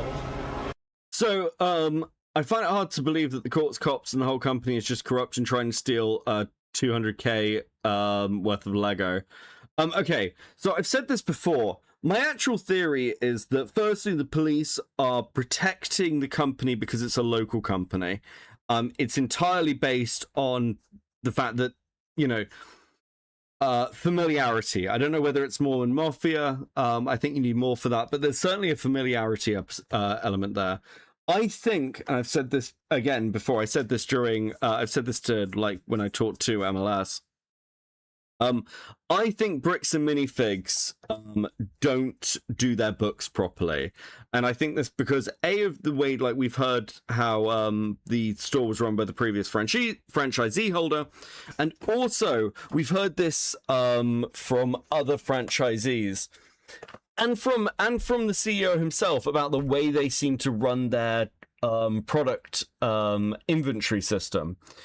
I think that part of the reason they fought this so hard is because what they're doing with product inventory may be dodgy, and I think that they're terrified of being audited. I think that's what the driving factor is, because 200k to make something like this go away isn't much of an issue, but if they pay out 200k and then get questioned by the IRS of like, well, why did you just pay out 200k to a random fucking person as a contract payout with no sort of paperwork to back it up on your product inventory, I wonder whether they're just scared that the IRS would audit them. And if they did, if the accusations that we saw in the CoffeeZilla video of them taking Lego to other stores and redistributing it to like either cover losses or the way they're running their franchisee, if that is dodgy and they get audited and then get fucked by that, I think that's the fear. That's my actual opinion. I think this goes way deeper with just how this company is being run, and like I think that's the issue. I said 20k on purpose. Okay, yeah, sure. But yeah, I mean, well, if you want to go with Coffee's numbers, I disagree with Coffee's numbers as well. I think like the books are a little weird, and the way Coffee explains it is a little weird.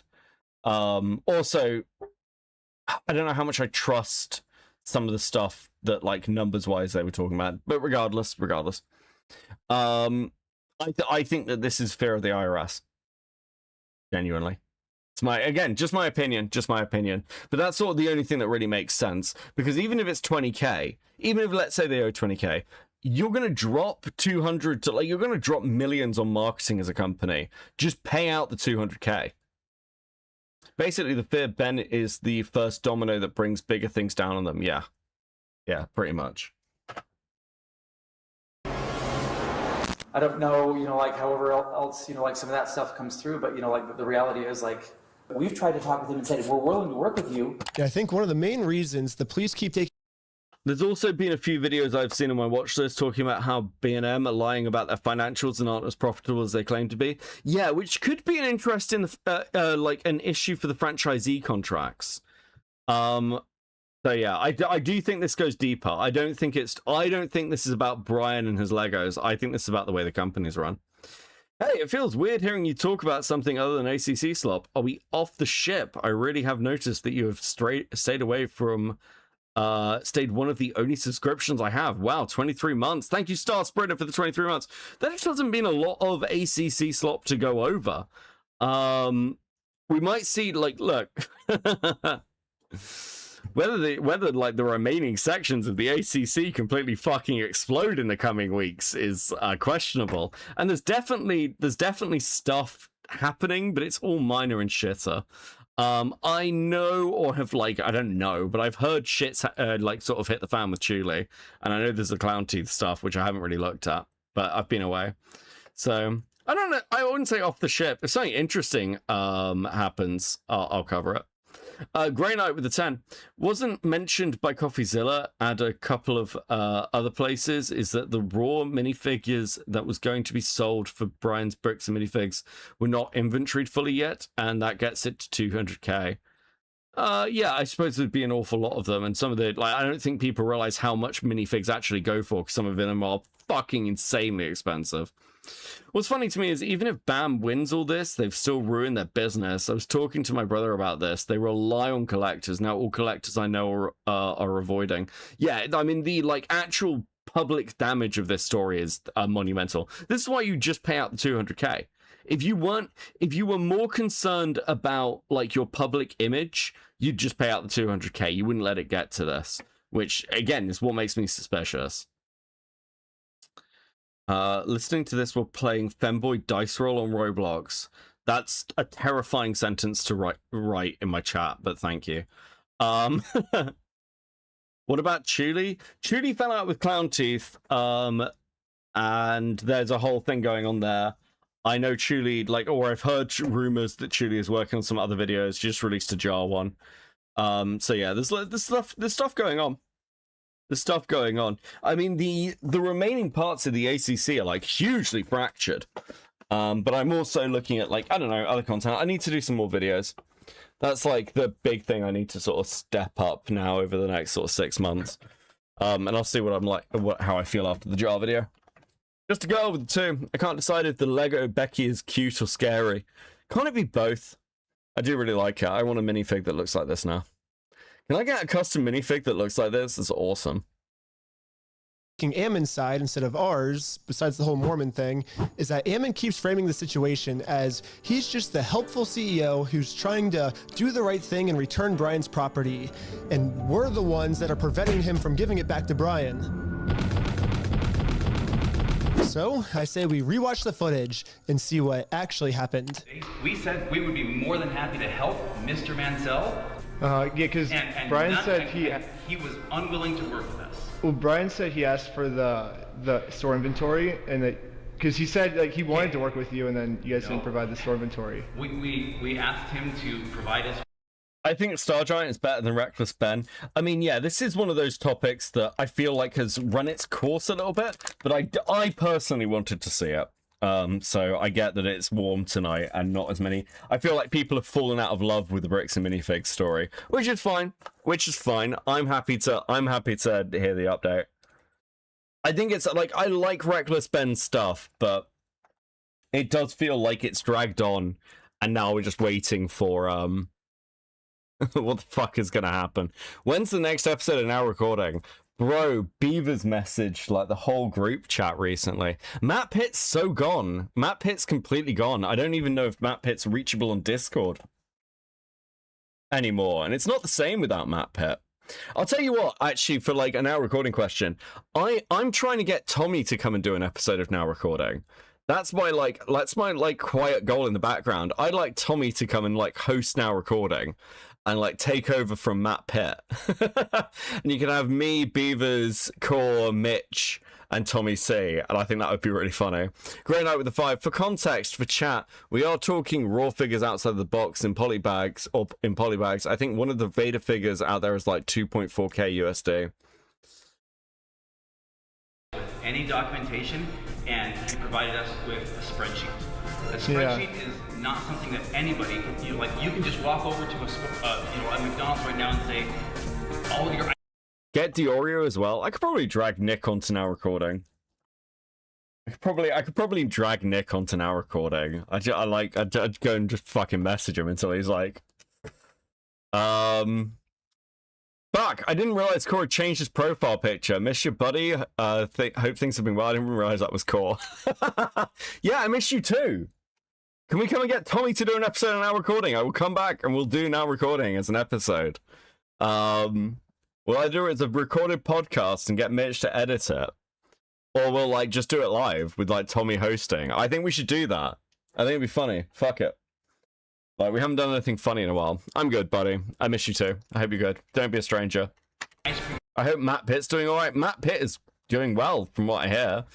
He's currently, the last I heard of Matt, he was writing a novel. Boom Man with the 2. So like, is Matt Pitt related to Brad Pitt? Possible. Yeah, Matt's doing really well, but he was just kind of done with commentary. One of the things that I think's happened in the last like 2 years is that a lot of the older commentary people, like the old guard, people have just got sick of how things have turned out. The community fractured and broke. Very few people are streaming anymore from a drama commentary perspective in this like sphere.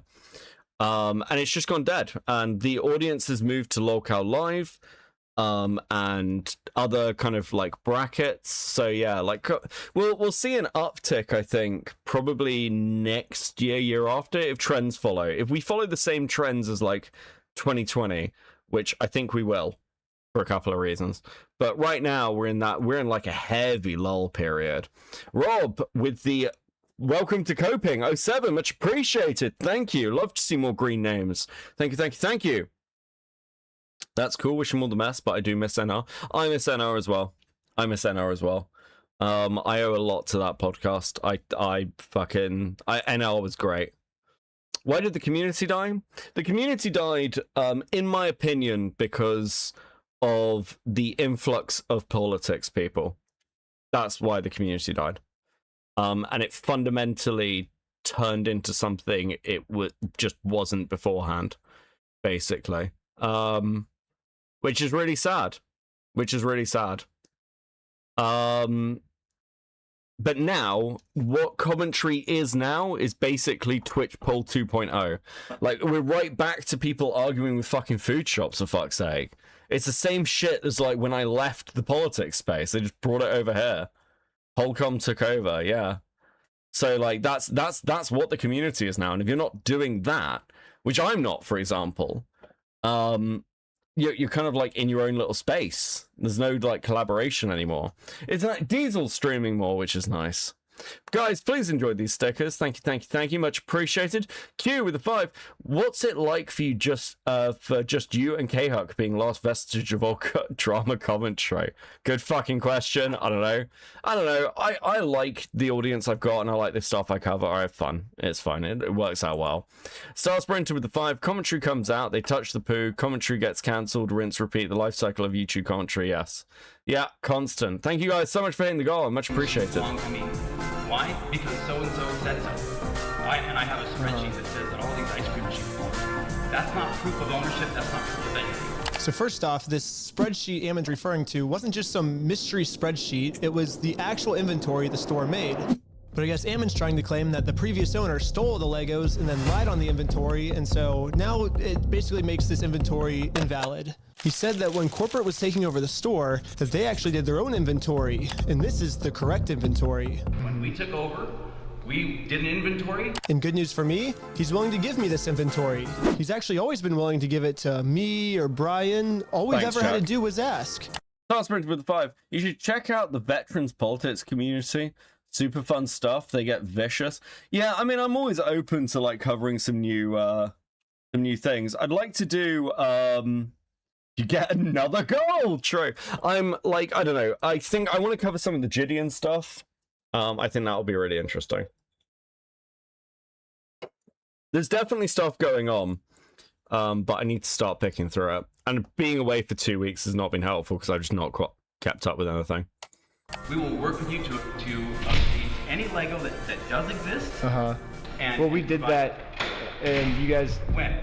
I think we've mailed like 5 or 6 times, and we've gotten 0 response back. Yeah, literally the first thing I did right when I heard about this entire situation was I Googled Bricks and Minifigs, clicked on their website, clicked contact us, and sent them a message. I actually got a message back from corporate saying that they would love to help, but after a few months, I kept trying to reply to this message, and they just completely ghosted me. When? I think we've done like 6 over the last like 4 or 5 months. Pull it up. Find out. Tell me when. Let's see. I say like, hey, I don't think this ever got resolved. I'm just reaching back out right now, and then never. Hit forward right now. Resend it. What's the email? That is I don't know what email address that is. This was on your guys' website. That says fbc.team. I said franchise@bricksandminifigs.com. Well, this is just on the website, so. Did I tell you to look up something on the website and send it there? Well. Did I say that? Just barely. Well, that's what. Yes or no? Did I say that? No. I just said send me an email to franchise@bricksandminifigs.com. And we will work with that. But you're getting mad at me because I emailed the email on the website? You keep saying that you, like, so that, I understand that, but I'm telling you right now, and you're trying to argue on something that I didn't give you any information about. I'm telling you, send it to that one. Yeah, but you're like getting upset at us that we emailed the email that was on your website. No, I'm telling you the way to do this, and you've been probably trying to communicate with a ghost. Well, that's your guys' fault for putting that email on the website. Sure. Okay. Understood. Ben, so why are you getting mad at us because we emailed the website for your instructions? Because you continue to harass us for all sorts of things. I'm not getting mad at you. Well, we're not harassing. We're just asking for our Legos back.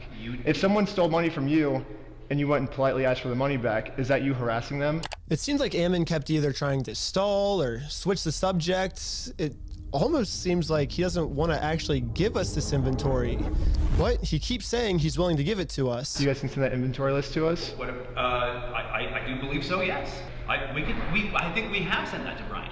He says he said that's all he wants is the inventory list, and he'll stop like bugging you guys. Well, then Mr. Mansell and you, and if you want to be included on the emails with Mr. Mansell, that's totally fine. You guys can email us, and we can go. But you guys will give him the inventory list because he said he's been asking for it for over a year now. We can show the inventory list that was obtained when the store was originally taken over from Crystal Law, and we can work through that process and try and identify what was or wasn't there, and also try and identify how to proceed from there. Yeah, I think Brian gets upset because he says they always say that they'll send me the list, kind of like how you're saying, oh, we can send it easily, but then like, see, I'm coming back to my original comments to Sheldon, where like I need to see for myself the full timeline of this, and there's so much footage missing. And I get it. You like it's video essay style, and these are entertainment pieces, but like I don't feel like this helps Ben in some respects.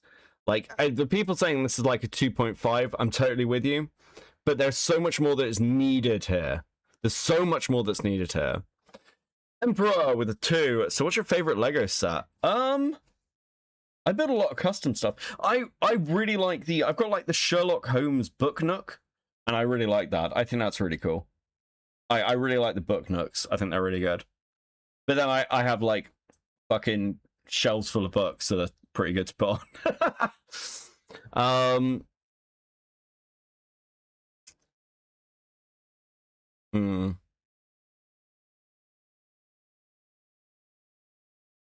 Yeah, this is an issue. This is an issue. I feel like this video makes Ben look a lot worse.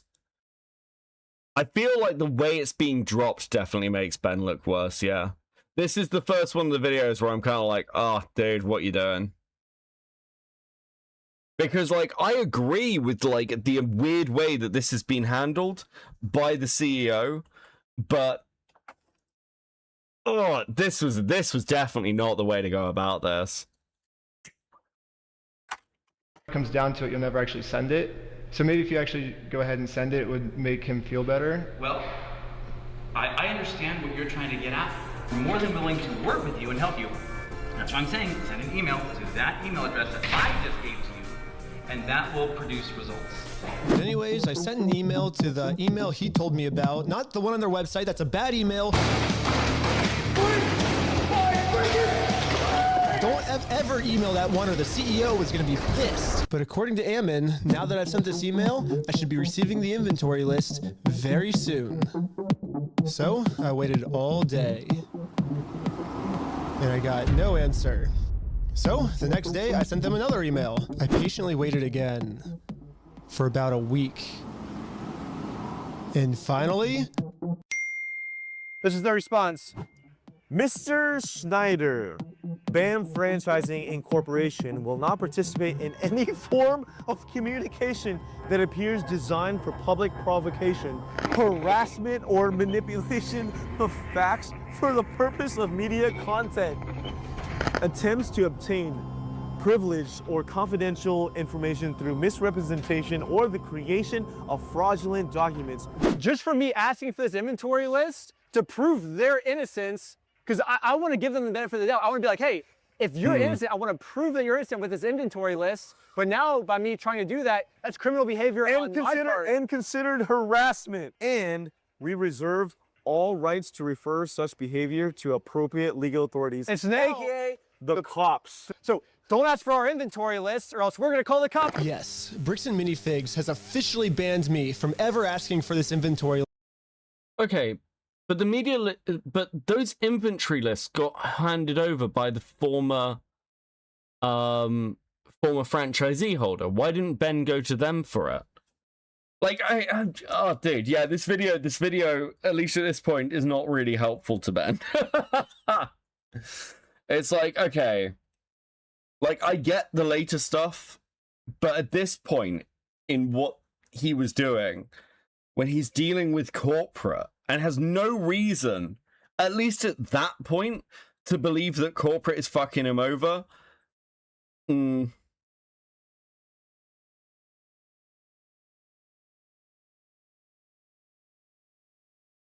needs both. I don't disagree with you. He needs both, but at least he could have like shown some of those inventory lists. Because he's asking for the list that the BAM guys took over, not the past owners list. I mean, like, we sort of get this. The problem is that, like, BAM have lied quite consistently through all of this. In the early stages of a story like this, you need to be like almost neutral footing and non-aggressive. You can like, and you see this in the first video where he becomes more aggressive over time, and it's like understandable with what he's dealing with. But if this is like his early like involvement with corporate, and again, I don't have dates for this. I don't know at what point this took place in the timeline. This doesn't make him look good. List again. Curious question. Can these videos damage his case by making them look less serious? No, not really, in my opinion. The thing is, at some point, Brian has not been paid. There seems to be a missing consignment somewhere in the region of 60,000. That's like what Coffee was talking about. And again, this is sort of like the low ball figure. It's really difficult with the way that the books were kept because they're not kept well. And with the fact that like Bricks and Minifigs were just lying about the U-Haul van, which is incredibly fucking suspicious. And the fact that their photographed inventory at Takeover just is not accurate. It doesn't match the wider photographs. And from a court case perspective, the CEO has no evidence of Ben making death threats or threats of violence. So from a court case perspective, I think Ben's probably fine. But from a like public optics of the way he's handled this story, this video probably is the most damaging to him. Just because like the way he handled the CEO at the beginning of all of this seems terrible. It should have been far more convivial, and then when he's lying you do something about it. But if he's trying to be proactive and productive, you let him do that without kind of being too judgmental. It's just, yeah, this isn't, again, it could be the timeline. It could be the timeline, but this video is not helpful. Again, just I can't place any of this within the wider story accurately. And I said this to Sheldon. It is really hard to place this shit, and then you end up fucked. And I do think that's going to impact Ben. I don't know if they realize that, like, shit like this is what undid Dogpack, and ironically, it was the James Warren stuff. And I'm not the only one who's banned from asking for this list. He promised us a full inventory right away. We've never received it. Yeah, and every time it's been just absolutely nothing. So we've never gotten anything. We've never gotten an inventory list. Yeah, the previous owner who got her entire store stolen from her by... The timeline isn't hard to know where this is happening, though. It is, actually. It's really difficult to know when this happened, because it's actually really difficult to know when Ben went to corporate. The first video's timeline is all over the fucking place. His conversations with different people are all over the fucking place because of the way he tells the story. And that is much more of a problem when we're giving further context. There are whole events in the first video that seem to take place, like, well after after Ben seems to imply them taking place, or stuff that appears to happen concurrently is like months apart. I mean, to be fair, the way it looks is he got the runaround from corporate in the first clip, where he was in that office, and when he came back and got the aggressive, no, we don't, he went all in. Yeah, but like, that would be fine until I just saw a clip of the CEO acknowledging the consignment order. Because in the first video, it appears like the CEO completely denies all knowledge of the consignment order as though it doesn't exist. But this clip's like the CEO is acknowledging the consignment order and Brian's claims in that video, in that clip, which Ben really needed to show in the first video, actually.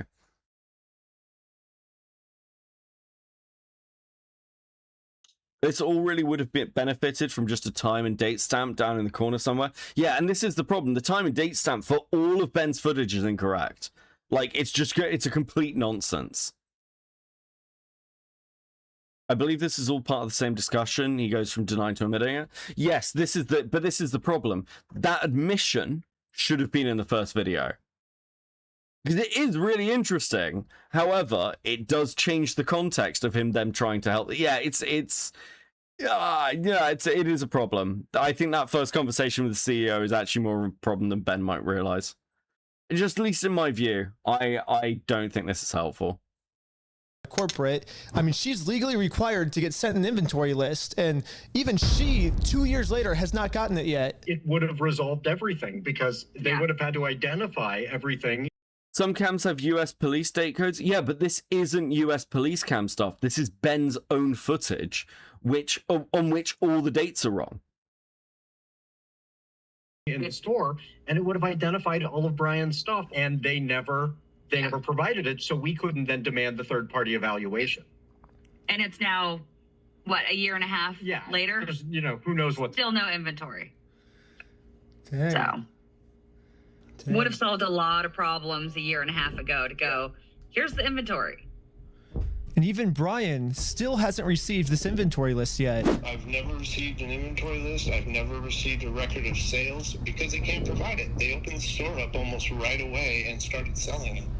And the worst part about all of this is it seems like the CEO is pretty much just trying to rub all of this in everyone's face.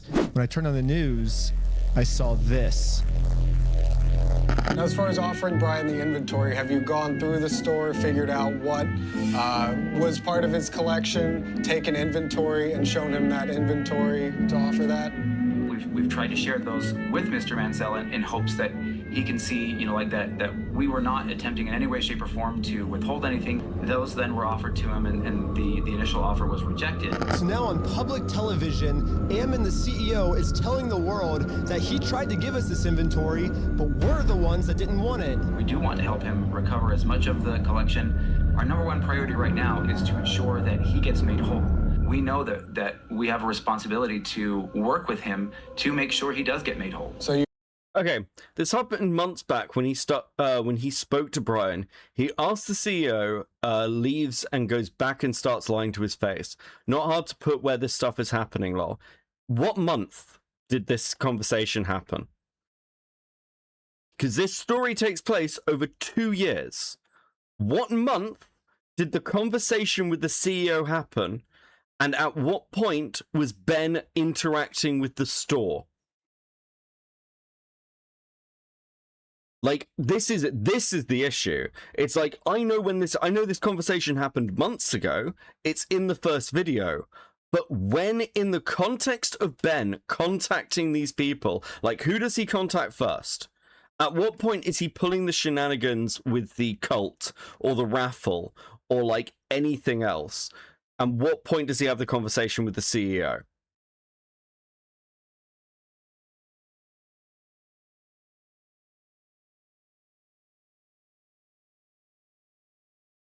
We got March, I think it started in December. The earliest, like, this story started, like, the first public attention for this story was early in 2025. It would be cool if dates worked on vibes, but it really helps if there's actual accurate documentation paired with incriminating footage. Yes, this is the problem. I don't know whether Ben has already been messed around by the franchisee owners. I don't know whether, like, this, like, happens, like, much later. The stunts were later in April, May. So it's like, okay, so if the stunts are April, May, but those earlier conversations have happened in March, then, like, at what point, like, dude. It's what I said to Sheldon. It feels like a real mismatch of everything. Hot take, but some of his credibility went out the window when he showed up to the store in underwear. He could have got caught charged doing that. Yeah.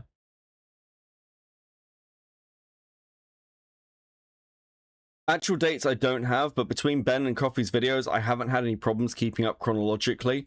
Okay, I think part of the problem is that most people haven't thought about this, but I've watched all this stuff, and the chronology is, like, all over the place. So, for instance, like, because I said this to Sheldon, in the first video, what Ben says in the first video is that the franchisee holder at the time contacts Bricks and Minifigs and then is basically instantly removed, right? She has no time to get stuff together in the store. She's instantly kicked out. That's a lie. That is actually just not fucking true. What happened was she told the store that she was planning to give up the franchisee holding because they were moving overseas. And at the time, I've forgotten which one of the new owners who came in, whether it was Josh or the other guy, or Brandon, but they came in a full, I think it's either 10 or 20 days before to do a like store inventory as a secret shopper. They then remove her, like, because this happens in October. She's then removed in November of 2024 from the store. And, like, the way Ben presents that early interaction is just not true. It's just not accurate.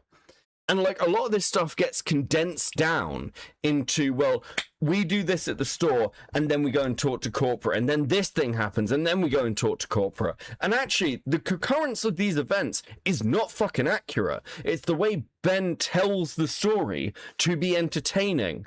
But, like, there's, like, massive gaps of fucking time between these events, and sometimes there's almost no time between these events. The stuff that happens in the second video is, like, weirdly soon after the first video, but you don't quite get, like, the pairing up of it. It's really not great, and it is pretty frustrating as somebody trying to, like, piece it together and cover it, because, like, those inaccuracies in time, or, like, the questions about the timeline make a big difference. Because if this has been going on with, like, Ben kind of poking at this for like intensely for like a 2-month period, and it ramps up, is a very different story from Ben poking at intensely over an 8-month period and the police responding to it. another case of YouTuber tries to be entertaining instead of accurate, yeah. The secret shopper was before she told them she wanted to move. Not according to CoffeeZilla, and not according to her. Like in the CoffeeZilla video, like she gives the timelining for this. The secret shopper and the inventory stuff is done in relation to the fact that she's talking about giving up her contract. That's why they do it.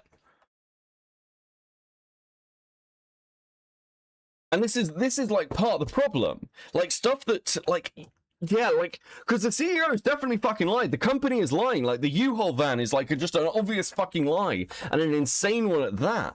But like, you want to be tight with this, and this is like the third video, and I'm coming up with more questions, not less. And I've been like, I've been very on like, again, I've called people out for being like boring with this and being like, well, you know, Ben's lying. But like at some point, there needs to be a pin down. This thing happened at this time, and here was the response to that thing. It is so fucking important with a story like this, because those little inaccuracies, those little questions are how stories like this fall apart. I speak from experience, especially when you got these many eyes. The secret shopper was October. She informed them she wanted to sell in November. No, the secret shopper was in response, wasn't it? I'm pretty sure, because they weren't just coming in randomly. They were doing a secret shopper store inventory with Brandon.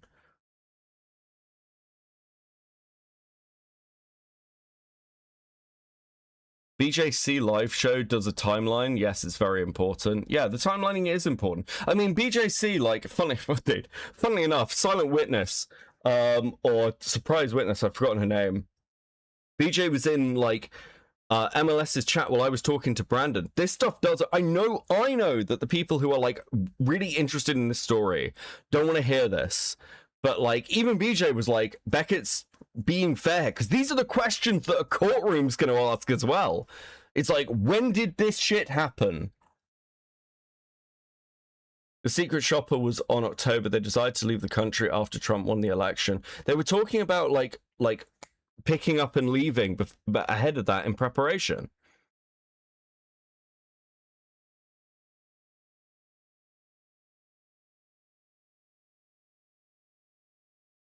The email saying, without proof of ownership, we consider this matter closed, was in January 7th, 2025. Yeah. And I mean, again, like the first Lego stream in this is like early 2025. Long before Ben gets involved. Yeah, it's funny seeing BJ cover this, actually. BJ, like, during the Mr. Beast stuff, BJ claimed that I was a secret psyop for Keemstar. I don't think she remembers this. It's very funny.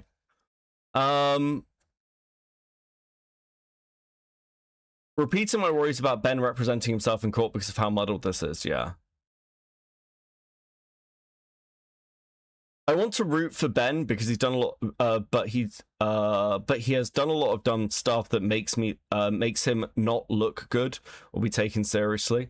Yeah, I mean, again, I'm very much on the side of Ben. I am much more concerned about like a corporate like entity behaving the way of Bricks and Minifigs are, and I think there is something deeply fucking suspect happening with this company.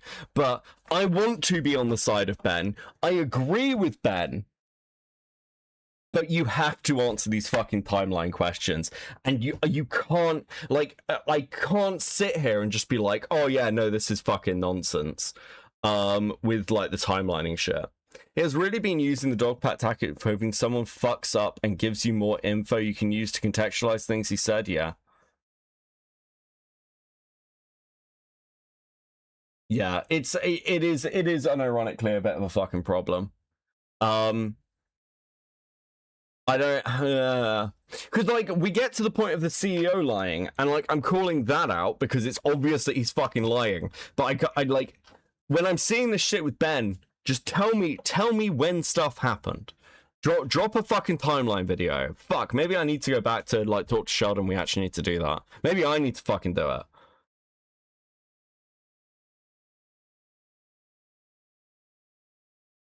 I know that Brian's contract was finishing December and either had to be bought in full or given back. Yeah. I mean, so the other question of like, why wasn't like, we didn't even know about the consignment payment issues until CoffeeZilla's video. That should have been in the first video. The question of like, how much Lego was there? How much was paid out? Should have been in the first video. It shouldn't have been for CoffeeZilla. I know MLS has disagreed here and said, well, like, I don't like CoffeeZilla's not being accurate, but CoffeeZilla's the only person who seemingly has actually sat down with everyone and gone through the numbers.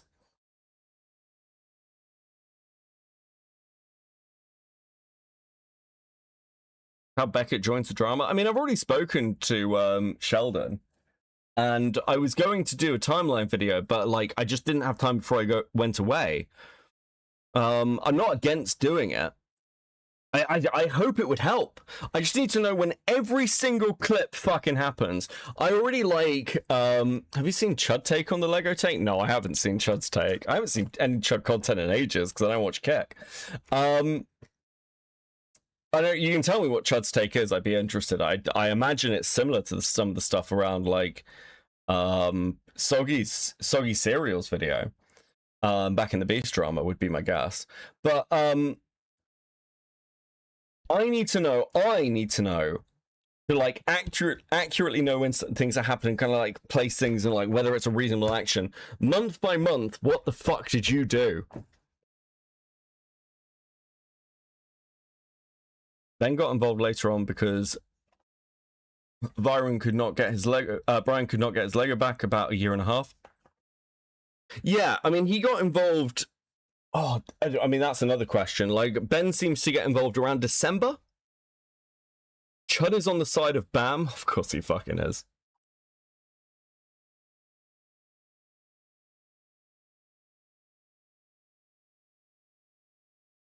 Seven minutes into Coffee's video, Ammon says that Crystal was behind on rent and payments. That's why they sent Brian 24th of October the first time. Yeah, but I mean, that's not surprising. I think there's other stuff. I'd have to go and rewatch some of the Coffee stuff.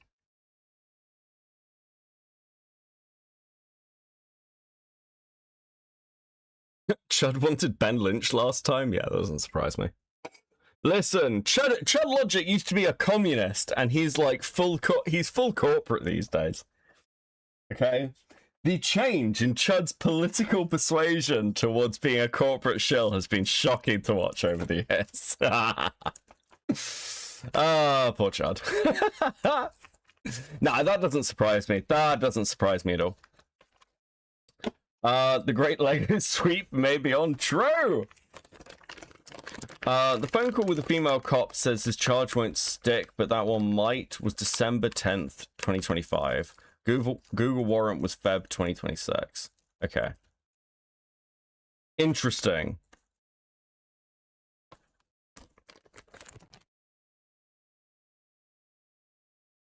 So wait, hold on. Hold on. So that means the conversation with the CEO, if you're saying that to me, the female cop, this charge won't stick, was December 10th. Was that before Ben even started interacting with the store itself?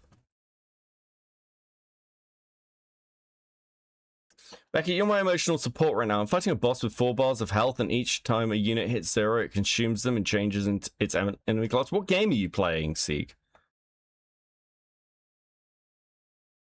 He said everyone's being too nice to him. He hates Ben and everyone who supports him. I mean, I'll admit my bias. I came into this. I mean, again, I hate the I think this corporation is like insane. Fake Grand Order based.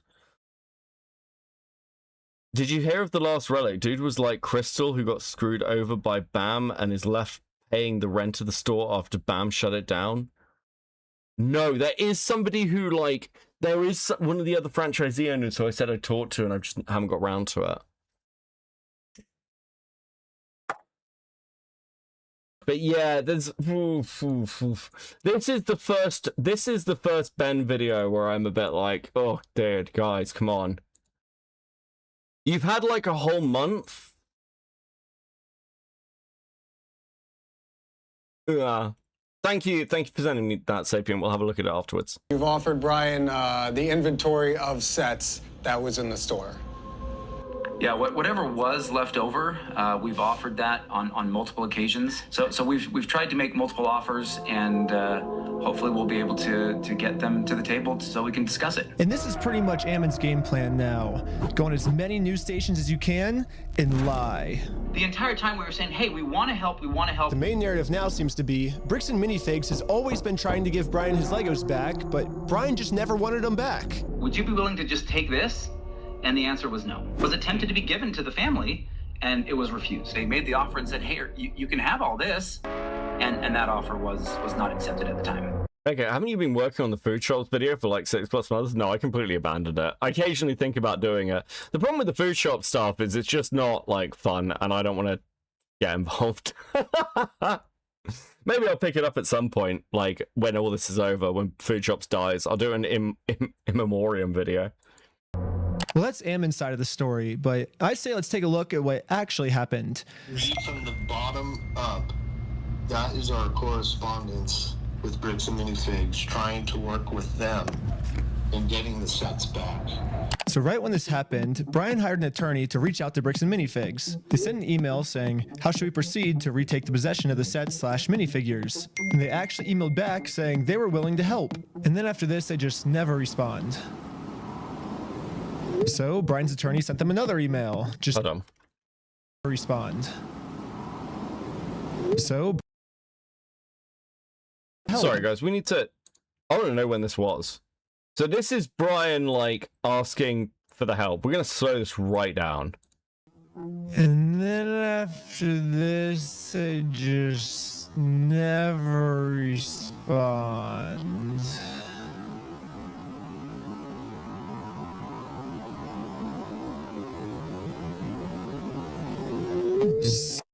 Okay, so this is the 27th of November 2024. So on the 27th of November 2024, Adam responds from Bricks and Minifigs. This is the response.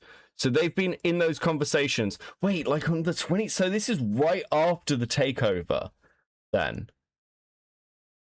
Okay, so that's right from the takeover.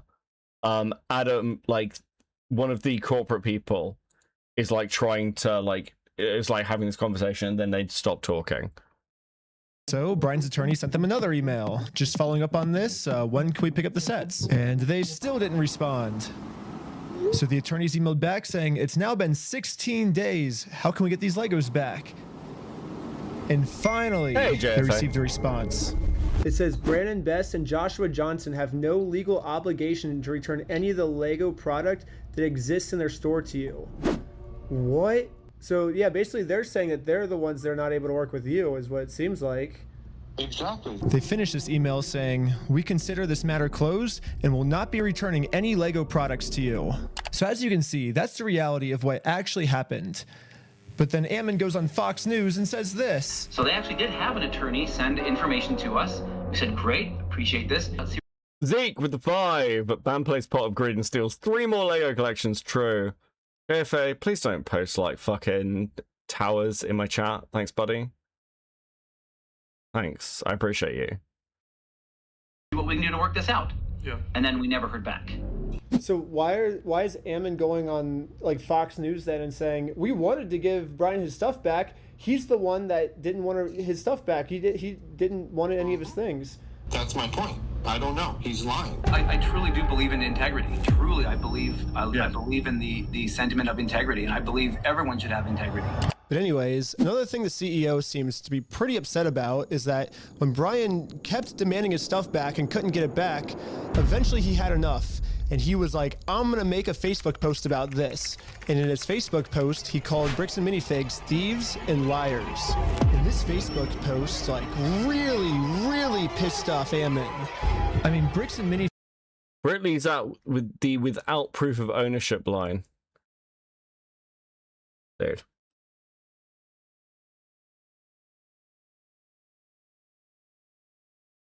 Yeah, I mean, again, it's a... dude. Like, I often say with videos and with stuff that I've covered, and when other people try and present things to me, show a full scroll, don't omit anything, stop omitting shit. Like, you redact people's names and information, but the way Ben's done this as well, like, you can't make that argument because I can clearly pause the video at points and see people's names and email addresses. And they're corporate. This isn't doxing. This is like... It's completely reasonable as an email address to show in a YouTube video. Fuck me. Figs is literally suing Brian now for millions of dollars, all because of this. I mean, back when I was talking to him at corporate headquarters, he made it very clear that what they did is technically not actually considered theft. There is no theft. Do you understand the legal definition of theft? Legally have to meet So the definition of knowing that the property was stolen or otherwise not belonging to that person. And on my phone, that was not known until Mr. Mansell came in days later and said, I have some of these things that need to be... And that's another lie again, because... It is not another lie. So I showed him in the security camera footage where corporate acknowledges that they are now going to be responsible for these Lego Star Wars sets. These are ones that he has not been paid his percentage yet. And if I don't have the tickets, I won't know how much I need to pay him. That's a business thing and not necessarily yours. He's taking on the business, he takes on all that kind of side. I want to see that full conversation. I want to see that full conversation with the CEO. And after showing him this footage to try to bring the conversation back to reality, this was his response. Extortion? Because we caught you guys? No, because you are attempting to extort us, so... That's what you're doing. What you are doing right now is illegal. It's an extortion. So catching you guys in illegal activity, that's illegal on me. Nope. We have done nothing. See, I agree too. I agree. Nope, it's not illegal on us. Thank you for... We have done nothing illegal, and you are doing something illegal right now. I don't think that's illegal. I think us catching you guys for doing the illegal thing doesn't make that what we're doing is illegal. That means what you guys are doing is illegal.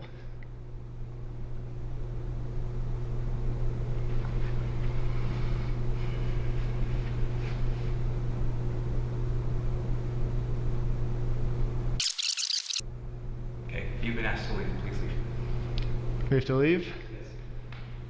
Okay.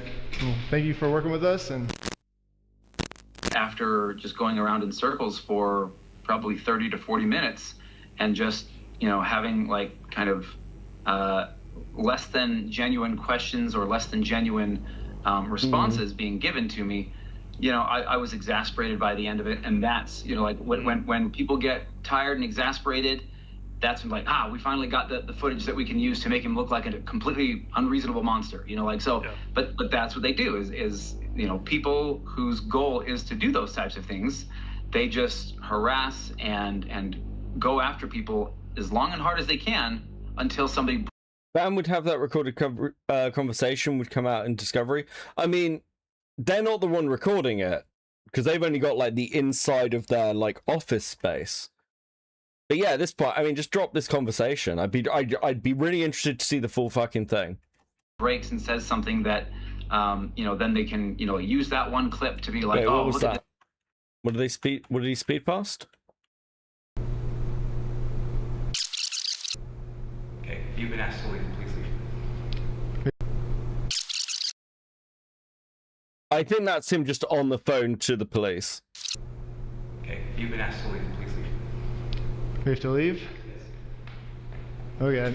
Well, thank you for working with us. And after just going around in circles for probably 30 to 40 minutes and just, having like kind of less than genuine questions or less than genuine responses being given to me, I was exasperated by the end of it. And that's, like when people get tired and exasperated, that's when like, we finally got the footage that we can use to make him look like a completely unreasonable monster, but that's what they do is people whose goal is to do those types of things, they just harass and go after people as long and hard as they can until somebody breaks and says something that, then they can, use that one clip to be like, oh, look at this horrible monster of a person.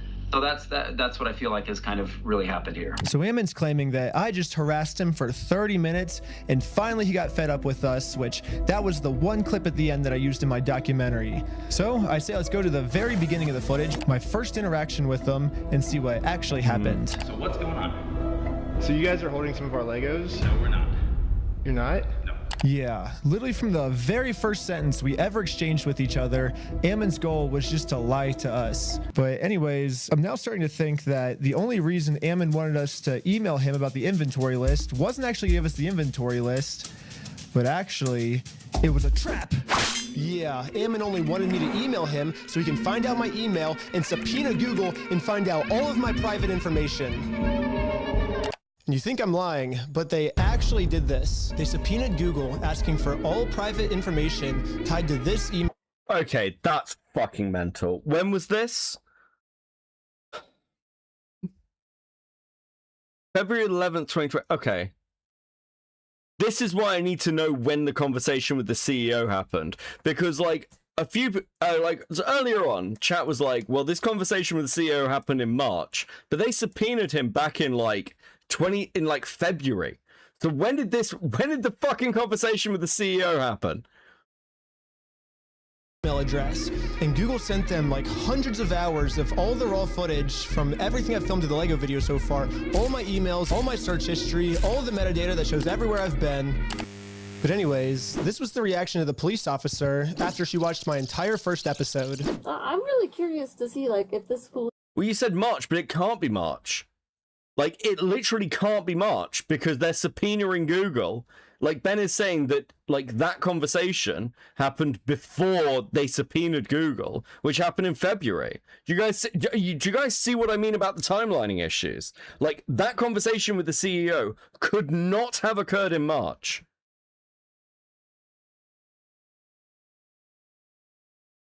December seems more likely.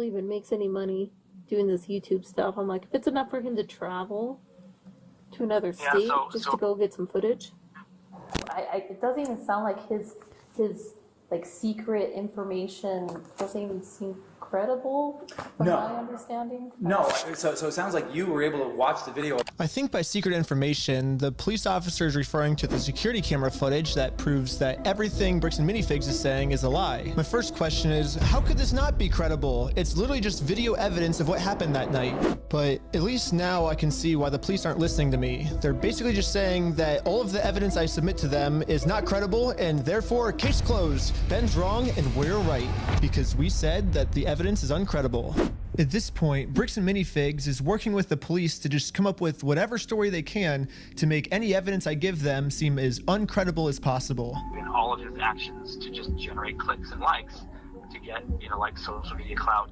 without putting in work. There were 2 CEO visits. First is December 2025 and then March 2026 too. Oh my fucking god, bro. Like, okay. Yeah, okay, listen. This is what I mean. This is why this story is frustrating with the timeline. The cam dates are wrong. The cam dates are wrong. They're incorrect. Like, Sheldon confirmed this to me when I talked to him. All the cam dates for all the recorded footage from Ben are massively incorrect.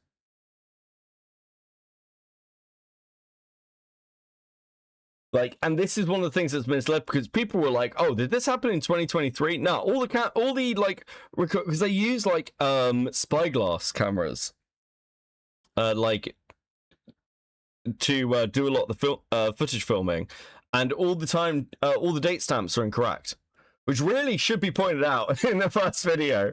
Hey, don't worry about these little text things on the screen. Just like, yeah, don't worry about the fucking visual cam shit. It's all bullshit. Okay. It doesn't work. It doesn't make any sense. Ben says that himself. Ben never says that. Sheldon had to tell me that. Ben has never said that. Just doing the You can see the police subpoenaed Google. Right, okay. Jesus. The crummy stuff. Interesting. He seems like a fun Jackson. No. Oh, and his MO really seems to follow somebody who's like a paper tiger, right? Like who like. Ben says the cam dates isn't right in the first video. I swear he doesn't, Ties. Because this confused everyone. I had to talk to Himpleton and Dickers about this, and like one other person. And he confused me to begin with as well. You know, or like a keyboard warrior. They'll make threats. And this is the craziest part of the video to me. Ammon's claiming that this is correct because it's the police body cam footage. Keyboard warrior. And a keyboard warrior is basically just someone who talks a lot of smack online, but then when it actually comes down to it, they won't do anything in person. Which, I mean, if we look back at the footage, I accomplished almost everything I set out to do. I didn't get scared of anything. If someone in this story is a keyboard warrior, I don't think it's me. I think it's Bricks and Minifigs. I mean, let's double check by looking at the footage. Ammon claims with his word. Chat, it's very simple. Also, chat, everyone's saying something different. Yeah. That he can give us the inventory list. We can show the inventory list. But when it actually comes down to it, he's terrified to give it to anyone. Bricks and Minifigs this entire time has also just been begging me to sue them. If you think it's illegal, why don't you sue me? Let's go to court. Sue me for us. Sue me. Let's go to court. Let's go to court then. So when I finally go out and actually sue them, they close down their store. And now Bricks and Minifigs is going to absolute extreme lengths to hide from this lawsuit. Are you okay if she just gives you the papers so we can just... No, I'm not accepting service from her. Absolutely not. I mean, Bricks and Minifigs is showing all of the signs of a keyboard warrior, but for some reason they think that I'm the keyboard warrior. At this point, it almost seems like everything Bricks and Minifigs is doing, for some reason they think that I'm the one that's the one doing it. I'll keep my fingers crossed for you guys. Hopefully no more issues. There's so many other things that this guy could like be talking about, right? No, 100%. But sometimes, you know, like it's a sunk cost fallacy. They just think, oh, I put so much time and effort into this. I gotta make sure something happens. So, all right. Thanks, guys. Appreciate it. Yes, Ammon just completely proved my point. Obviously, I'm not suffering from the sunk cost fallacy at all. Ammon's the one suffering from the sunk cost fallacy. I mean, they literally already admitted to me that they've held onto the Legos for so long, it's not worth it for them to give it back to us anymore. I'm not going to distribute those things at this point. We've kept them on hold for this long, so. Let's see what else Bricks and Minifigs is accusing me of. Well, they're suing me for defamation. But this entire time, Bricks and Minifigs is actually the ones defaming me. They themselves say, hey, you guys stole this product from this person. If you don't give it back, I'm going to burn the place down. Let's go to the next thing Bricks and Minifigs is accusing me of. Extortion. When they're the ones actually extorting me by saying if I don't let them steal the Legos from us, they're going to make up a reason to throw me in jail. You stole them, bitch. I stole the Legos? Yeah, you're a fucking thief. Dang. Okay. You can shut the fuck up. That's your fucking choice. Bricks and Minifigs is also getting me for RICO charges. They're charging Reckless Ben for RICO. I think it is more likely that the police are guilty of RICO, right? And if you look at the CEO's previous businesses, he actually got sued for RICO. He's the one guilty. Oh my fucking god. Of RICO, not me. They're also accusing me of sending a sniper to shoot out the windows of the McNeff house. You guys want to come to, you can see the window and see where they were shooting from. It could be a sniper blade on the hill. When the police got there, they realized it was actually a construction worker who accidentally shattered the window. It seems more likely that it happened from construction work than it happened from some random people across the way. Wait, is that the CEO's dad? Where the fuck is this coming from?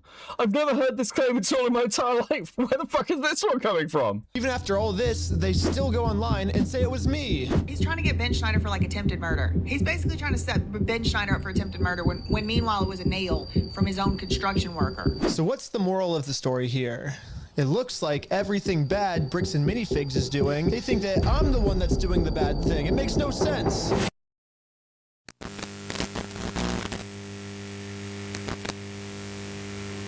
So, just to let you know, we call it a double blind.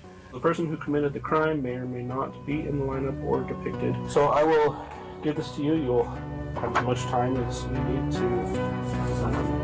choose someone or to not choose anyone. Whenever you're able to feel that you have ID. It's a sniper, a Discord assassin? Yeah, apparently. What the fuck? I just ask that you circle it and then initial next to it. And then like that. Perfect. Okay. There you go. Okay. Cool. Really, this was like the final step that I needed. This is legit. We've been able to verify who he is now. Yep. So the police put on this big performance to make it look like they're going to all this work to verify the facts, when in reality, they already know who I am. They already subpoenaed Google. They already watched my entire first Lego video. They already went through all my search history. To me, this just feels like a staged performance so they can show the world, hey, look, we verified everything, when... Huh. That's interesting. Hold on a second.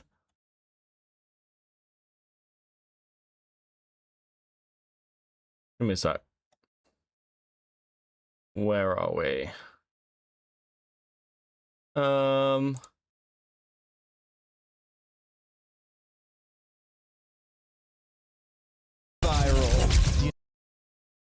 This was posted on the 21st of May.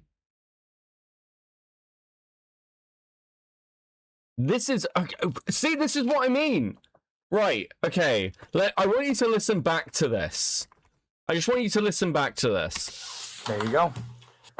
Okay, cool. Really, this was like the final step that I needed. This is legit. We've been able to verify who he is. This is the 2nd of the 3rd. Okay, or the 3rd, the 2nd, doesn't make a difference. Now? Yep.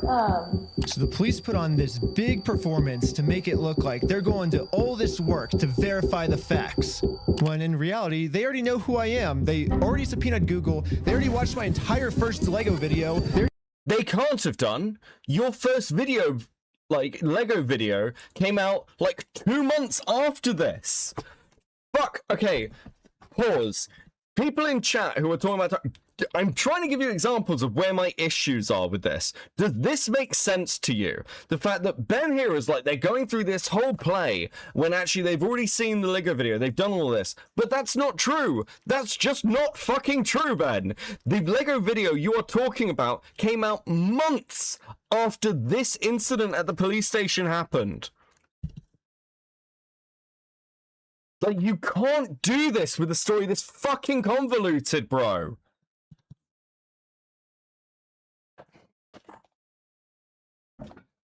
The store was closed before any of Ben's videos came out. Yes, because in the first video, he's talking about the fact that it's, like, shut down and he's put the banner up. Fuck, bro. I need a cigarette. This is really, really fucking annoying. Oh, my God. This is actually the most annoying video in this entire saga. I don't know who the fuck was proof-checking this, or whether anyone talked to him about it. But this video is bad. This video is actually really, really bad. This does not prove what Ben is claiming. It makes him look fucking incompetent. What I don't get is why he lies about it. Like, he's going to court over Legos is enough to milk the content. Yes. Did you get dog packed again? Is that where we're going with this? For those who don't remember, I was the first person to make a video calling out Dogpack. I will absolutely, even if I'm on site, I was like, I was well on the Mr. Beast train, but like when you do shit like this, it's really fucking difficult. He had to cut it down. This isn't cutting it down though. This is like actively fucking misleading your audience about the timeline. I think he might be referring to the fact that they had all the evidence from the case he opened against, Ammon. Yeah, but when did he open that case? When did he file his case against Ammon? This is Ammon reporting him back in March.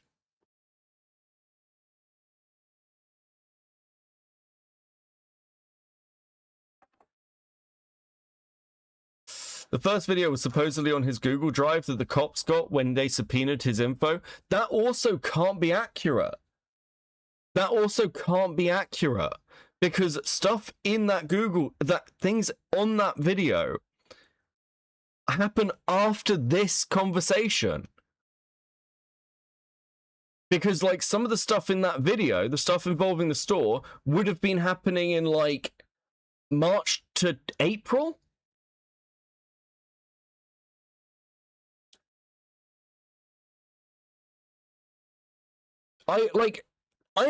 Listen, I like Ben's stuff. I am a fan. I am a fan of Reckless Ben. I have enjoyed his other content. I am like, but this video is actually pissing me off. Yeah, it's also hurts the shit out of me. Ben keeps talking about winning in court against Bam, then it turns out they sued the wrong people and the cases get tossed out. Yeah, there's too much omission stuff. Like, and I can overlook some of it, like especially with the like default judgments and things. I understand it, but this shit is like all over the fucking place, and like it distracts. It distracts from the fact that like Bam are doing all this weird shit, which I totally agree with. I think this corporation is out of its fucking mind, but I'm not watching this video thinking, wow, Bam is out of its fucking mind. I'm watching this video going, Ben, why are you saying this shit about the timeline that it's completely all over the fucking place? Can you just like, can you put something coherent together, motherfucker, please? I get that you're stressed, but holy fuck, bro. You've got time to go and pay an animator to animate the courtroom scenes. Sit down and get the fucking timeline together, because this is like really difficult to absorb. Join Chud side. I'm not joining Chud side. Okay. Fuck me. Oh, dude. Oh, fuck. This is really annoying. Ammon pressed charges on Ben before Ben tried to serve him with lawsuit. Okay. Oh, dude. It look like they're going to all this work to verify the facts, when in reality they are. Because I genuinely think I stand by this. I think the reason that Bam are going to this extent is because someone just sent me like Bam is broke, there's massive losses, like as a video. I think this company is in trouble. I think that's the actual reality, but it is fucking annoying. It unintentionally leaves the viewer with a bit of smoke and mirrors feeling. Yeah, this is a problem when you're the one trying to say this company is lying to you. If you are presenting a story as this company is malicious and corrupt, and the police are malicious and corrupt, you have to put yourself in a position where you are not misleading at any points, because those little bits of misleading are what is going to fucking sink you. Thank you, Sapient. I appreciate that. Ben says I'm pressed charges in response to Ben's lawsuits, but that is also proof false here. Dude. Yeah, because yet again, all the time, like, because I know for a fact this body cam footage is correct. Date-wise. I know this is correct. Already know who I am. They already subpoenaed Google. They already watched my entire first Lego video. They already went through all my search history. To me, this just feels like a staged performance so they can show the world, hey, look, we verified everything, when if they would have just put an equal amount of effort into watching the raw footage I submitted to them, they would have found out that Ammon's just completely lying to them, but for some reason they didn't. A few weeks later, when I ended up going to court, this was the staged response. My name is Nick Mielstein. I'm the prosecutor. Is Benjamin Schneider here? Yes. If you want to take care of that today, we could do what we call a plea in abeyance. Were you able to see the footage I submitted to the police of our interaction? I have not watched it, no. Okay, because in that footage, you can clearly see that the second he tells us to leave, we say, okay, we'll leave. And then he calls the police and said that we threatened to burn down the building and shoot everyone inside. And he was just making up all these lies, which you can clearly see in the footage that we submitted. We were being respectful the whole time. We left the second he told us to. Yeah, like I think part of it is I agree with Ben that BAM is a corrupt company. I believe that there is stuff going on here that is like fucking sus as shit. And the person who should be telling me that is Ben. Like, it is... Dude.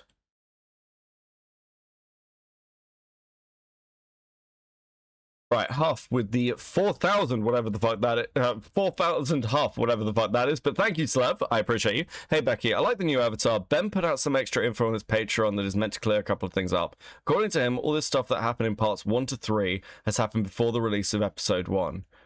I mean... Wait. But wasn't the implication of episode 2 that stuff that happened in episode 2 was in response to episode 1? Bro, fucking hell. Ben isn't doing a good job, but he has the right message. Yeah, like, this is, like, I can feel the bits becoming unstuck. It's really fucking annoying. Benning with 5. Wait, this is just one long accountability call out. It's really an ACC video. If Ben says he has memory issues, we have a bingo. Dude. I'll lose my shit. I don't know. Maybe I'll talk to Sean about it tomorrow. I'll talk to Sean about it tomorrow. I'll see what he thinks. Sorry, let me look. And so it makes sense why the police would take me to court because, I mean, he's threatening that we're going to burn down the building and shoot everyone, but we did nothing. Like, he's just... Also, thank you for, like, Blue did the new avatar for the Lego stuff. It's adorable. I like it. Just saying that because he's trying to... I'm a documentary maker, so I'm making a documentary on the thing. So his logic is if he throws me in jail, then if he makes up a reason for... The fact Ben has to clear it up on a Patreon, no less, kind of shows how screwed the timeline is. Yes! That's all I'm saying, bro. I should not be sat here shouting at, like, this and, like, generally in the direction of, like, this entire story and the coverage and going, none of this makes sense timeline-wise. That should not be happening months into coverage of this fucking drama. It's a distraction as much as anything. For me to go to jail, then I won't be able to expose them for their crimes. So that's the what's going on. It's clear as day in the footage if you watch it. It seems like they're just making up a bunch of false information in order to silence criticism. But did you submit that to the police officer? See, I do agree with this. This is why they took down the fucking live stream back in, like, what was it, January of 2025? Yes. Is the footage going such that it's still going, like, when you step out the door? It starts from when we're in the elevator, before we talk to him, to when we were back in the elevator going back down. Obviously, a video doesn't necessarily show everything that possibly happened. So according to the state of Utah, the raw video that shows everything that the foundation was built with illegal building techniques. True. Ben is supporting this on like a fucking thin 5x2 kind of slotted in between the pegs of a 4x6. And it feels weird, man. It feels weird. It's not going to support this shit. There you go. There's your Lego illegal building techniques reference for the stream. Possibly could have happened is not credible and could not have shown everything that possibly could have happened. And they didn't even watch it. They're literally just taking Ammon's word for everything and completely ignoring all the evidence. So where does this leave me now? Not only am I being charged with a bunch of mystery crimes in American Fork, Utah, but I'm also being charged with a second-degree felony up to 15 years in jail in Provo, Utah. And now that they have written proof that I'm committing all of these insane crimes... It's also, the problem is that from BAM's legal position, they're like, you are lying about us. That is BAM's legal position, by the way. That's like their biggest one. You are lying about us and it is doing damage to your business. If I can watch this video and go, well, this bit here is just not honest. This bit in the first video is like misleading. If I can do that, I'm sure a competent lawyer for BAM can as well. And that is a problem. Great night with the 5. Or like sticking a 1x2 flat tile inside a standard brick. Yes. Yes. Slev with the 2000 half. Thank you very much. Also, he said the reason he is representing himself is because at this point he couldn't afford a lawyer, but got 5 lawyers once the money started flowing in. Yeah, I mean, well, I don't know if that's a lie. That's what they like GoFundMe's before, and it's like a combined case between him and Brian, isn't it? Against them. I mean, obviously Bricks and Minifigs just made up everything, but that's not how the court sees it. The court thinks that these are real, and for whatever reason, the court wouldn't let me share. Also, are we talking about Graham Planter? I don't actually know who that is. I keep seeing comments about it on Twitter. I have no idea who the fuck Graham Planter is. Oh, Graham Planter. I've got no fucking idea. Is this like some American politician guy like involved in the Hassan thing? So I've got literally no idea who the fuck that is. Late info, but I looked more into the obscure thing for you. It's not called obstruction in Utah. It's called Utah Code 768-500. Lying to a witness process under falsification in official matters. Okay. Thank you. They're my side. They only heard Bricks and Minifigs' side. Ben's side was not in the room, was not heard. The court signed an order erasing his published work on the strength of the company's verified complaint and the company's motion, with no one there to say a word against it. Yeah, the judge granted a temporary restraining order, preventing me from even talking about Bricks and Minifigs, which sucks because this was the night I hit 1 million subscribers, and all my friends threw a giant surprise party for me.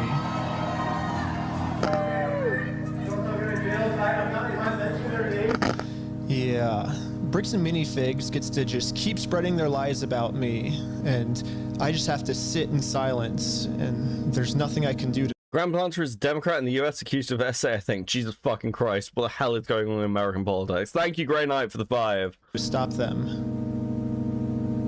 It's crazy to think about how much public support I was getting. $200,000 Lego dispute that's turning into one of the craziest legal cases and an internet crusade that is just exploding. A $200,000 Lego collection. This $200,000 Lego scandal is literally one of the craziest things I've ever seen. I think this might be the best video that I've seen. This is one of the crazier stories I think I've ever covered. Run by Mormons. Legos. Reckless Ben. Reckless Ben. It really seemed like the entire internet was uniting to stand up to this bully of a company. Bricks and Minifigs can stuff it. Brick by brick. Brick by brick. Brick by brick. Brick by brick. It really did. Slev with the 4,000 off again, thank you very much. There is also something about the police lady who keeps calling him a fool, losing her qualified immunity, and paying out on a wrongful death charge. But take that with a tumbler of salt. Anyways, Huff is Hungarian. Warrant. Oh, based. Hope things are good over in Hungary. Love Hungary. Yeah, I can see a comment here about it. For those who don't know, the female detective / officer is named whatever that, I don't even know, I can pronounce that. She's also being sued for wrongful death because she took someone who said they took a bunch of drugs in the hospital, but she didn't tell the hospital, then proceeded to take the person to jail without them getting treatment, where they died of the overdose. She needs to be fired. I mean, it's like, what? What's the edit? For those asking, I didn't turn off comments. They did it again. Did what? Okay, sure, whatever. Seemed like we were right about to get the Legos back, but I was wrong. Now the court has silenced me. And it looks like all the work I put into this was just for nothing. However, people were pretty upset that I was silenced and decided to protest. Brick by brick.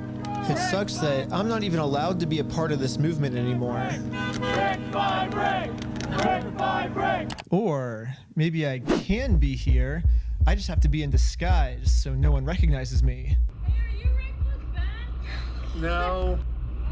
All right, I'm here with, what was your name? I'm Jerome. Just here to support the cause. Just an American Fork local. Just here to support. Here with Jerome. I spent the rest of the day protesting for the cause, and not a single person here recognized who I actually am.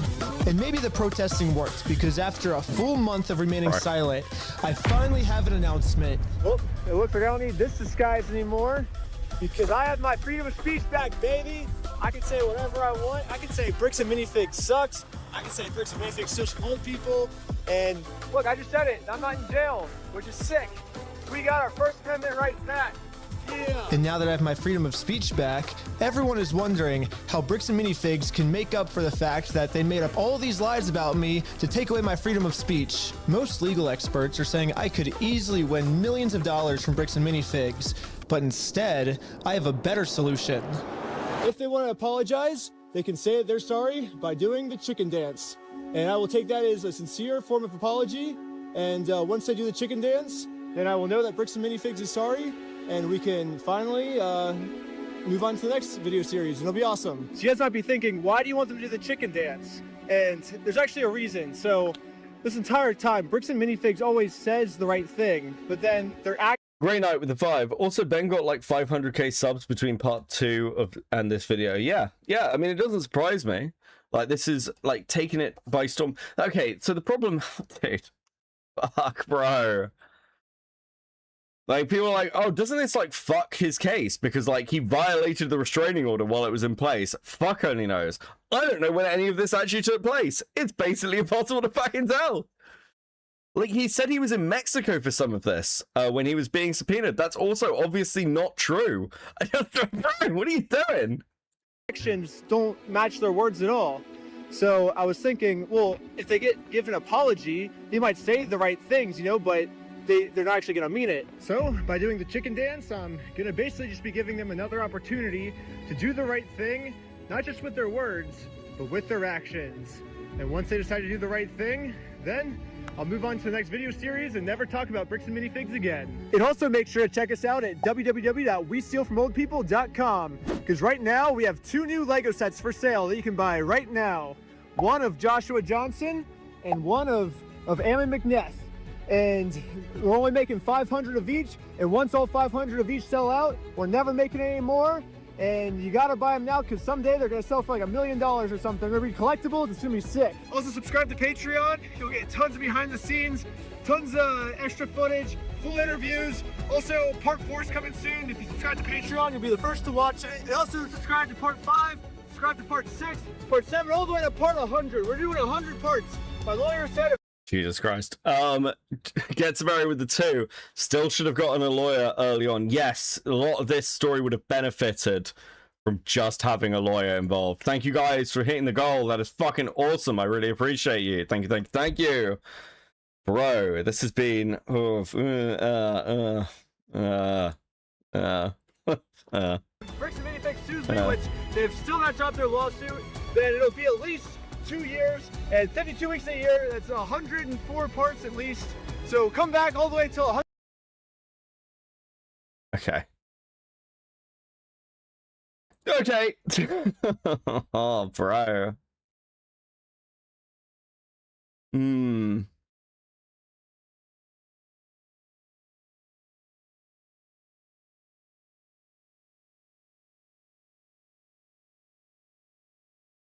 I don't know how I feel about this.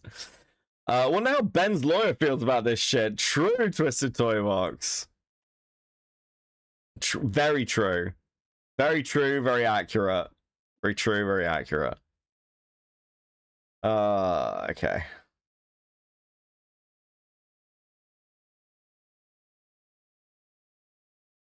To be fair, Ben is giving them a very easy way out of this and to get stopped talking about them, but I doubt BAM CEO and CFO are going to do the chicken dance.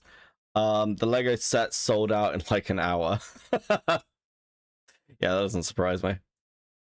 The Sopranos ending cut mid-sentence. Yeah, I mean, we'll see what the next one's like. I might talk to Sheldon and try and get some fucking timelining shit.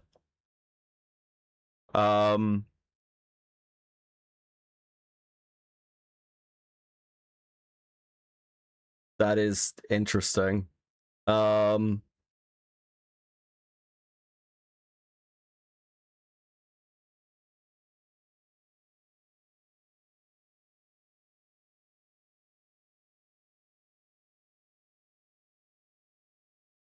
Okay, Ben needs to shut the fuck up.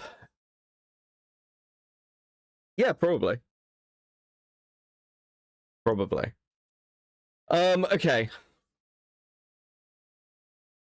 I want to have a look. I want to have a look at one of the other things that I was sent through. Let's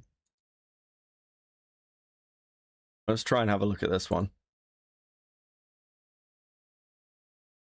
Once YouTube actually loads. Okay, this is Lego Empire. Bricks and Minifigs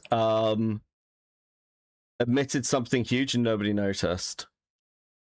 Okay. Let's just jump through this. Or pay anything. And it contains 23 items covering everything. The company's... Okay. Yeah, we'll go to the beginning. Fuck it. Bricks and Minifigs admitted something huge 3 months ago, and I don't think anyone really noticed. Bricks and Minifigs released their 2026 franchise disclosure document on April 8th of 2026. So these are government mandated documents the FTC requires every franchise company in America to publish annually. So they had no choice but to put everything in here, and what they admitted is genuinely alarming. So today we're going through every single thing they revealed using their own words, their own numbers, and their own admissions. So all links are in the description. You can verify everything I am saying. But without further ado, let's get right into this. First, if you don't know what a franchise disclosure document is, here's a quick explanation. So basically, the FTC requires every franchise company in America to give potential franchisees this document at least 14 Going out with the 5. Also, the start of Giant Productions actually still hanging around. I thought after the last mass humiliation they put for good. Also, is the start of Giant Productions actually still hanging around? Last mass humiliation. Oh, what? Star Giant? Possibly. We'll see how that little war with Enter goes. I mean, I'm very interested to see how that turns out. Days before they sign anything or pay anything, and it contains 23 items covering everything. The company's financial health, legal history, fees, trademarks, and what happens when you try to leave. And the key detail here is that no government agency has verified the information inside of this document, but the government does require them to disclose specific risks. And Bricks and Minifigs 2026 FUD was issued April 8th of 2026, which was basically like a month before this entire scandal began exploding. And it contains 5 government mandated risk warnings right at the front. So these are 5 things that the government said were serious enough that Bricks and Minifigs had to highlight them before anyone signs on the dotted line. So let's go through all 5. So the first risk warning is out-of-state dispute resolution. If you have any dispute with Bricks and Minifigs, any disagreement, any issue, you can only resolve it through mediation, arbitration, or litigation in Utah. So if you're a franchise owner in Florida, California, Texas, New York, doesn't matter, you have to travel to Utah to fight them. And Bricks and Minifigs' own FED says that this may force you to accept a less favorable settlement and may cost more to mediate, arbitrate, or litigate with the franchisor in Utah than in your own state. So they're literally telling you up front, yeah, we know the game is rigged, but we're forcing you to play it if you sign this document. So that alone is insane, but we have 4 more risks to get through. The second risk warning are mandatory minimum payments, saying that franchisees must pay royalties and advertising fees regardless of their sales. It states clearly, your inability to make the payments may result in termination of your franchise and loss of your investment. So they have to pay 6% of monthly gross revenue or $500 minimum per month, whichever is greater, every single month for the entire term of your agreement, regardless of your sales. And if you miss payments, Bricks and Minifigs can terminate you, and the asset seizure mechanism in the contract kicks in immediately. And that's what we've seen with multiple different franchisees during this whole debacle, this scandal. And the fact that this risk is government mandated, in my opinion, really shows just how much Bricks and Minifigs probably actually enforces this and utilizes it, because the government is literally saying they have to flag this early on in the document. Anyway, moving on to risk warning number 3, which was actually covered in the 2025 FDD that I went over a few days ago. Slev with the 1000 Hungarian. Speaking of Sheldon, all I really learned from the MLS stream, and I don't really mean this in a negative way, is that he is Ben's strongest soldier. Yeah, dude loves Ben.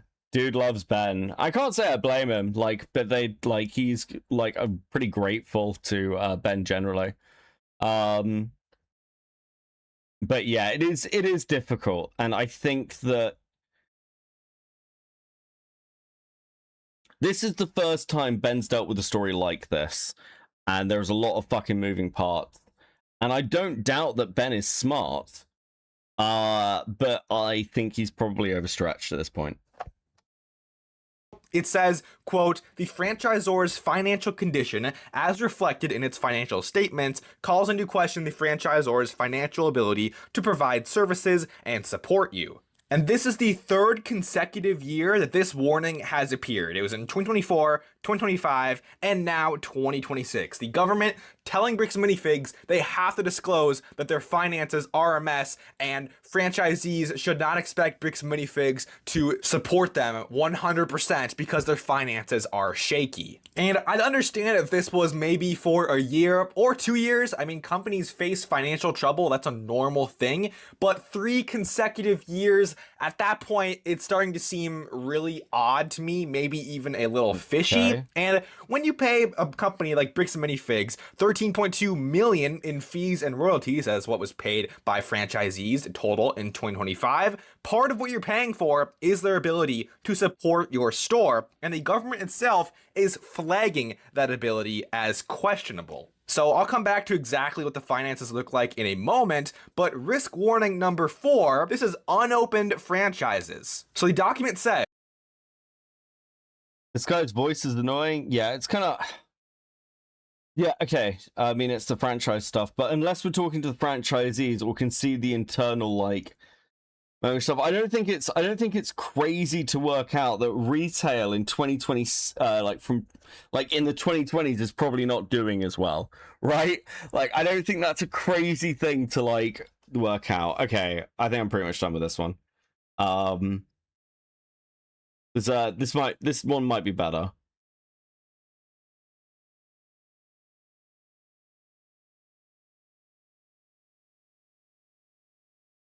This is the Barbecue Counselor channel. I am a practicing attorney. I'm licensed in California. I've been practicing civil law for over 15 years. I specialize in federal court litigation. I have put together a little snazzy presentation on Bricks and Minifigs finances, and we'll talk about that. But as a caution, I'm not an accountant. So I'm looking at the finances from a litigator's perspective, from the perspective of someone who's assessing whether Bricks and Minifigs really does have a damages claim or not. So what I put up on the screen here is called the franchise renewal application. This is something that Bricks and Minifigs has to file with various states. It's called the franchise disclosure document. They have to file these every year. Most states have a requirement, if you're a franchise, that you have to file a franchise disclosure document, and it talks about their finances. There's a few things I want to talk about here. So first off, what is an audited financial? That means, and all major companies do this. Every so often, they hire an accounting firm. The accounting firm audits their books and then issues what's called an audited financial. And it's supposed to be financials that are reliable by the public. I'm looking at it from a litigation perspective and how Bricks and Minifigs will be able to prove their damages. So they filed a racketeering claim against Ben. They filed defamation claims. The amount of damages they can claim is going to be tied to what they can prove, what's called causation. What did Ben's alleged actions actually cause in damages? And so the problem that you have with a company, let's say their finances are very bad before any alleged wrongdoing by Ben. If their finances were already really bad and they continued to be bad, it's going to make it a lot harder for them to prove that Ben did anything. And that's the issue we've got here is... Okay. The problem with this is you would have to be looking at the impacts post-video. So this is all pre-video. This is 2025, 2024. The only way these damages are calculable is if you've got the 2026 quarter 2 disclosure. As we'll go through this, Bricks and Minifigs financials are terrible on paper. I mean, I agree with him here. They do seem awful. This doesn't surprise me. But from a damages perspective, it doesn't matter how good or bad their financials are. It matters about the drop. Because let's say your financials are terrible. Let's say it's total current assets. 2025 here is 3 million, whatever. Well, if you then show a drop off of $1 million, that's damage, right? I don't think it's very hard for them to prove damages. Yeah, I mean, there's obviously damages. The question is whether they're like reasonable, right? Whether those damages come from malicious lies or whether they come from valid journalism and criticism is the question, not whether damages exist. They're absolutely awful. The reason is that they're probably trying to hide assets. That's an interesting thing to say, because I think this. I think they're trying to shift things around to hide assets. That's, again, my opinion from, like, just trying to theory craft. Not a serious accusation for any legal reasons. But, like, that would make sense to me. That may be very all well and good if you're a defendant defending against a potential lawsuit. But it puts you in a horrible place if you're a plaintiff trying to prove damages. And they're going to have a really hard time proving any kind of damages. First off, I don't think they're going to win the lawsuit. But let's say they did win the lawsuit and they're trying to prove that they were harmed. They're going to have a hard time with this. And let's talk about this. So they've got about $1 million in cash. They've got another $1 million in accounts receivables. And they've got total current assets of about $3.7 million. Okay? But if we go down to the liabilities line of the ledger, they've got $1.1 million in accounts payable. So accounts payable is bills that are accrued expenses, unpaid bills. I'm not saying like delinquent bills. It's just, there's always a lag time between you get a bill when you pay a bill. 30 days, 60 days, whatever it is. So they've got $1 million of bills they've got to pay out.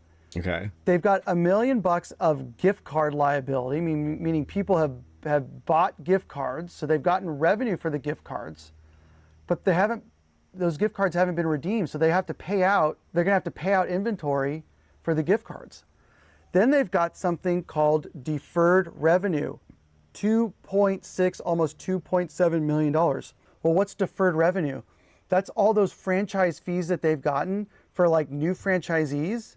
BAM runs negative to reduce taxes. I mean, none of this surprises me as like an accusation. And it's what I've been saying for weeks, right?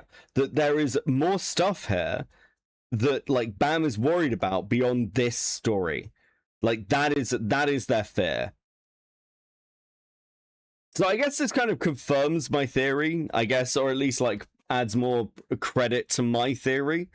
But yeah, I'm like not sat here being like, oh my god, wow. I'm just like, yeah, okay, yeah, that just makes sense. Where they've paid the money up front and then haven't gotten the services for that. And so they can't claim that. It's a liability for them. So they've received a bunch of money but haven't earned that revenue because they're going to have to spend money to earn that revenue.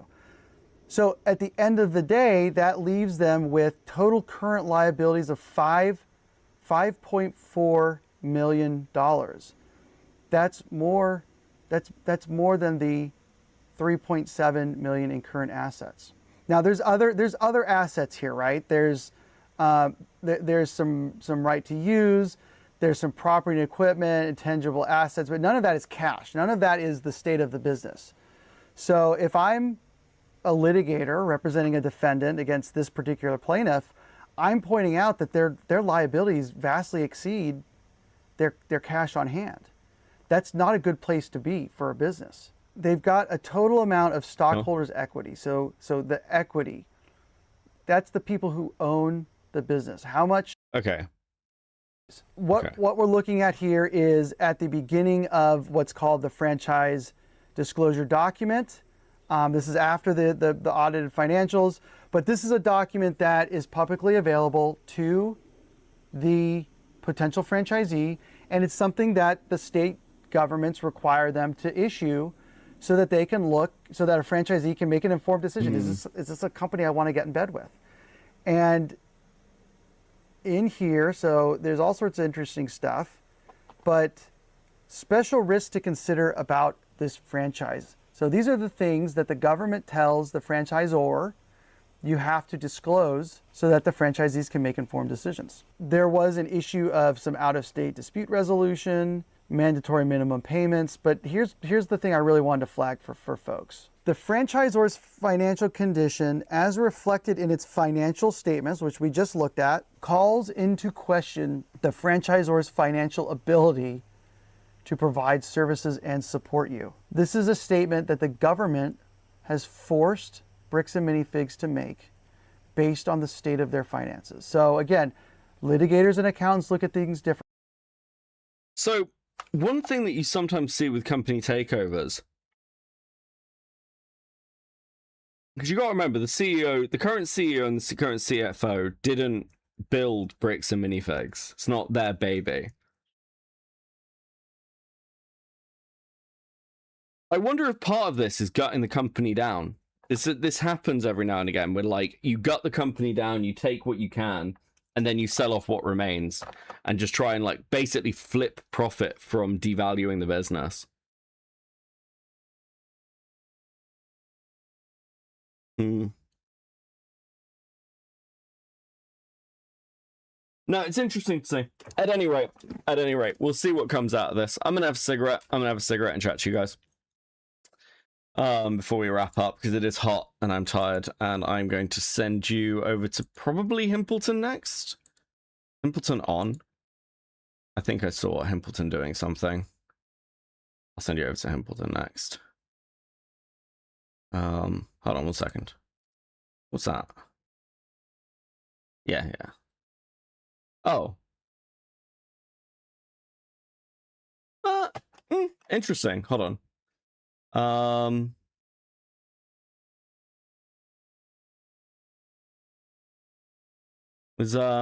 they on?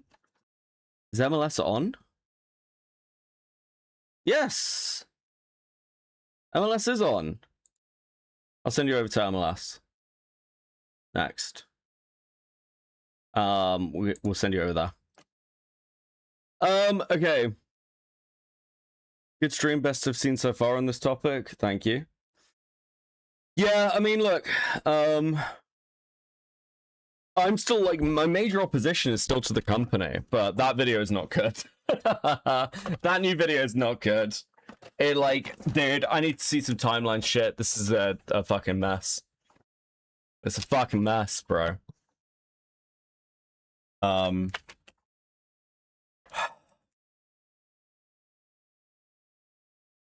Again, check out BJC. Yeah, I'll have a look. I might reach out through somebody else and talk to her.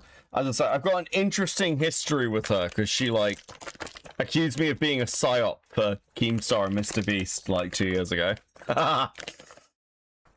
She did not like my dog pack coverage, but she saw me talk to Sheldon and seemed to like my questions to Sheldon. I do like, again, I just want to know the timeline. I just want to know the timeline. I want to understand what the fuck happened, and for people not to fuck themselves over. That's basically where I'm at. I want to talk to potentially Criminal tomorrow. That's my plan. Because I think I've watched Sean on and off for years, so it could be really interesting to hear his take. Because I want to talk about some of this Destiny shit as well. I want to talk about the Destiny court case. And I want to talk about how Nick Rakita's doing. From somebody who knew him well. How you all feeling, chat? You had a good night? Hold on, let me give you a last sticker for bearing with the heat, okay? Very based. Very based. And then we'll get back to Star Giant stuff next week. And a load of other shit I've got. If you want to see someone go over the actual court documents, I know Emily D. Baker is going over and covering them. She's a former district attorney in LA and pretty neutral. Yeah, that would be a good one, actually. I think we could potentially make a rough timeline, but I honestly don't want to spend the time on actually trying to do it. It sounds like a major pain. I'd be prepared to do it with Sheldon. I might reach out to him again. I've got him on Discord, and we got on pretty well. And Sheldon could probably help me do that pretty effectively, because he was involved in all this shit. He's a pretty chill guy. He's a pretty chill guy. Okay, I'm sending you over to Lego Laws and Libation. Please, please, please give them some love. They're awesome. say hi to the guys and gals for me. I don't know what the fuck they're covering. I'll be back tomorrow. Please stay hydrated and don't die during this heat. I'm going to go and play some Rogue Trader. I'll catch you in the next one. Thank you guys. Peace.